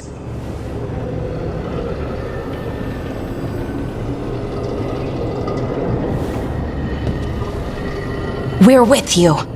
The gods won't leave that island. No matter what. No matter what. Darling, I'm just finishing reviewing my bequeathments. It made me consider a topic I must broach. The eve before we kill a god, my thoughts turn to mortality and what we are to each other. All right. even under the best circumstances. You will outlive me, Rook. You've grown to mean much to me, and I care for you, Rook. Deeply. But there are such years between us. I shouldn't heap you with that burden. You care about me? That's so sweet. That's not what we're discussing. It could be. If I'd known you'd waylay my point, Are you gonna do this every time we go up against something dangerous? I wish to approach things with a clear head. Or you're overthinking everything. One of us needs to consider these things. Maybe one of us just needs to admit that he's scared.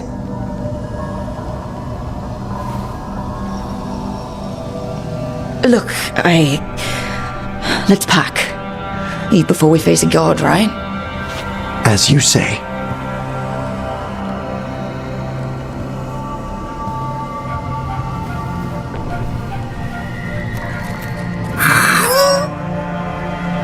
Don't start. Why does Emmrich I know he's just... Rook, darling, I wanted to say... Yeah, about that argument. It's no time to apologize, is it? We'll talk back home, Emmrich. I promise. Oh, another Fade tear. Oceans of magic are coursing around us because of the god's ritual. Then we'd better find Gillenane, quickly. We did attempt to create a dagger to replace the one Solus took. It looks similar, even feels similar, but it won't cut through enchantments like the real one does. So it cannot kill Elgranon. Looks real enough. But it is not. We don't have the right weapon to take down our target, and we lost too much killing Gillenane. Darling, are you certain you're all right?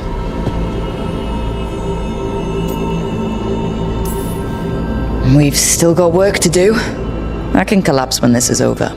Rook, let us send word to all our allies. Your only task for now should be to rest. I hope you're feeling more yourself soon. I'll be back. Rook, dearest, please trust me. I must take you to the necropolis before we confront Elganon. I trust you, Emmrich. Thank you, darling. Did we have to risk visiting the necropolis? I needed its subtler enchantments to detect what we must know. There's no mark of the cursed Solus left on you. Darling, I thought I'd lost you forever in the Fade.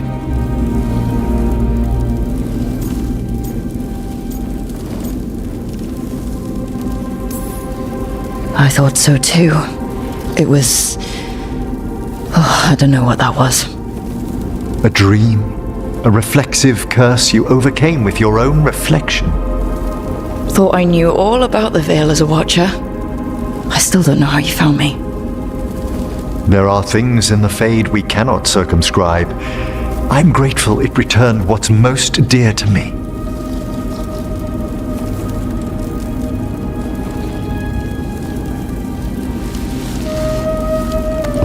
I did have someone to come back to.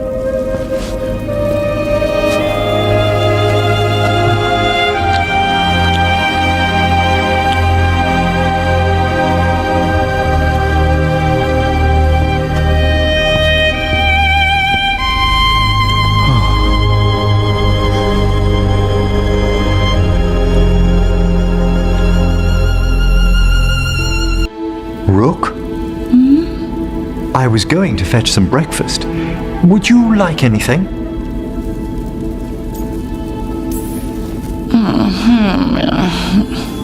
Come again? What time is it? It's nearly dawn. I've been up for an hour. How come? It's when I normally wake up. On purpose? Peaceful down here. You could almost pretend nothing's wrong up top. When I'm with you, it feels as if there isn't. We could stay here just a little longer. What are you...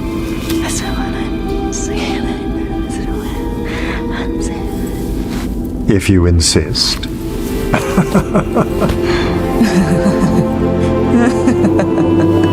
Tash and I have taken over tending the plants in Harding's room. Truth be told, I'm not sure she remembered to water them very often, but they bloomed for her all the same. She saved my life. All our lives. All of Thedas owes Lace Harding a debt she would never have even considered. We'll do her proud in Minrathous. And against Elganon. It is once more the eve before we face a god. I couldn't begin to do this without you, darling. Once we triumph in Minrathous, there are such things I would show you. Oh, it is purest relief to see us all gathered safe and sound. And Manfred would never forgive me if we returned without Nev. Elganon must fear what we might accomplish once we storm his tower.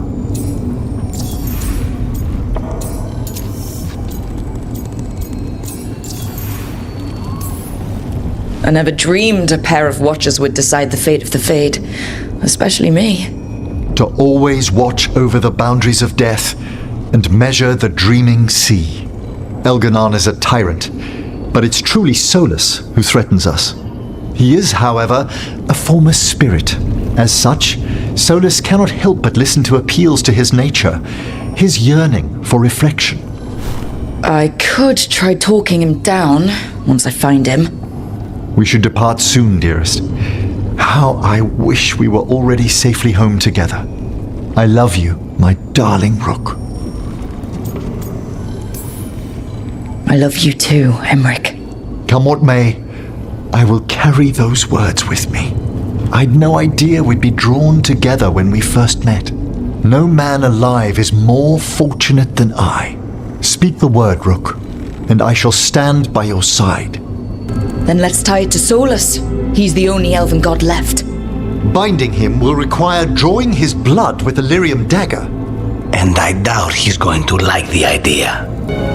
A man seeing his ward become more than he could ever have imagined. There are stories of love. But those stories aren't over. And we will always be grateful to those whose stories brought us where we are today.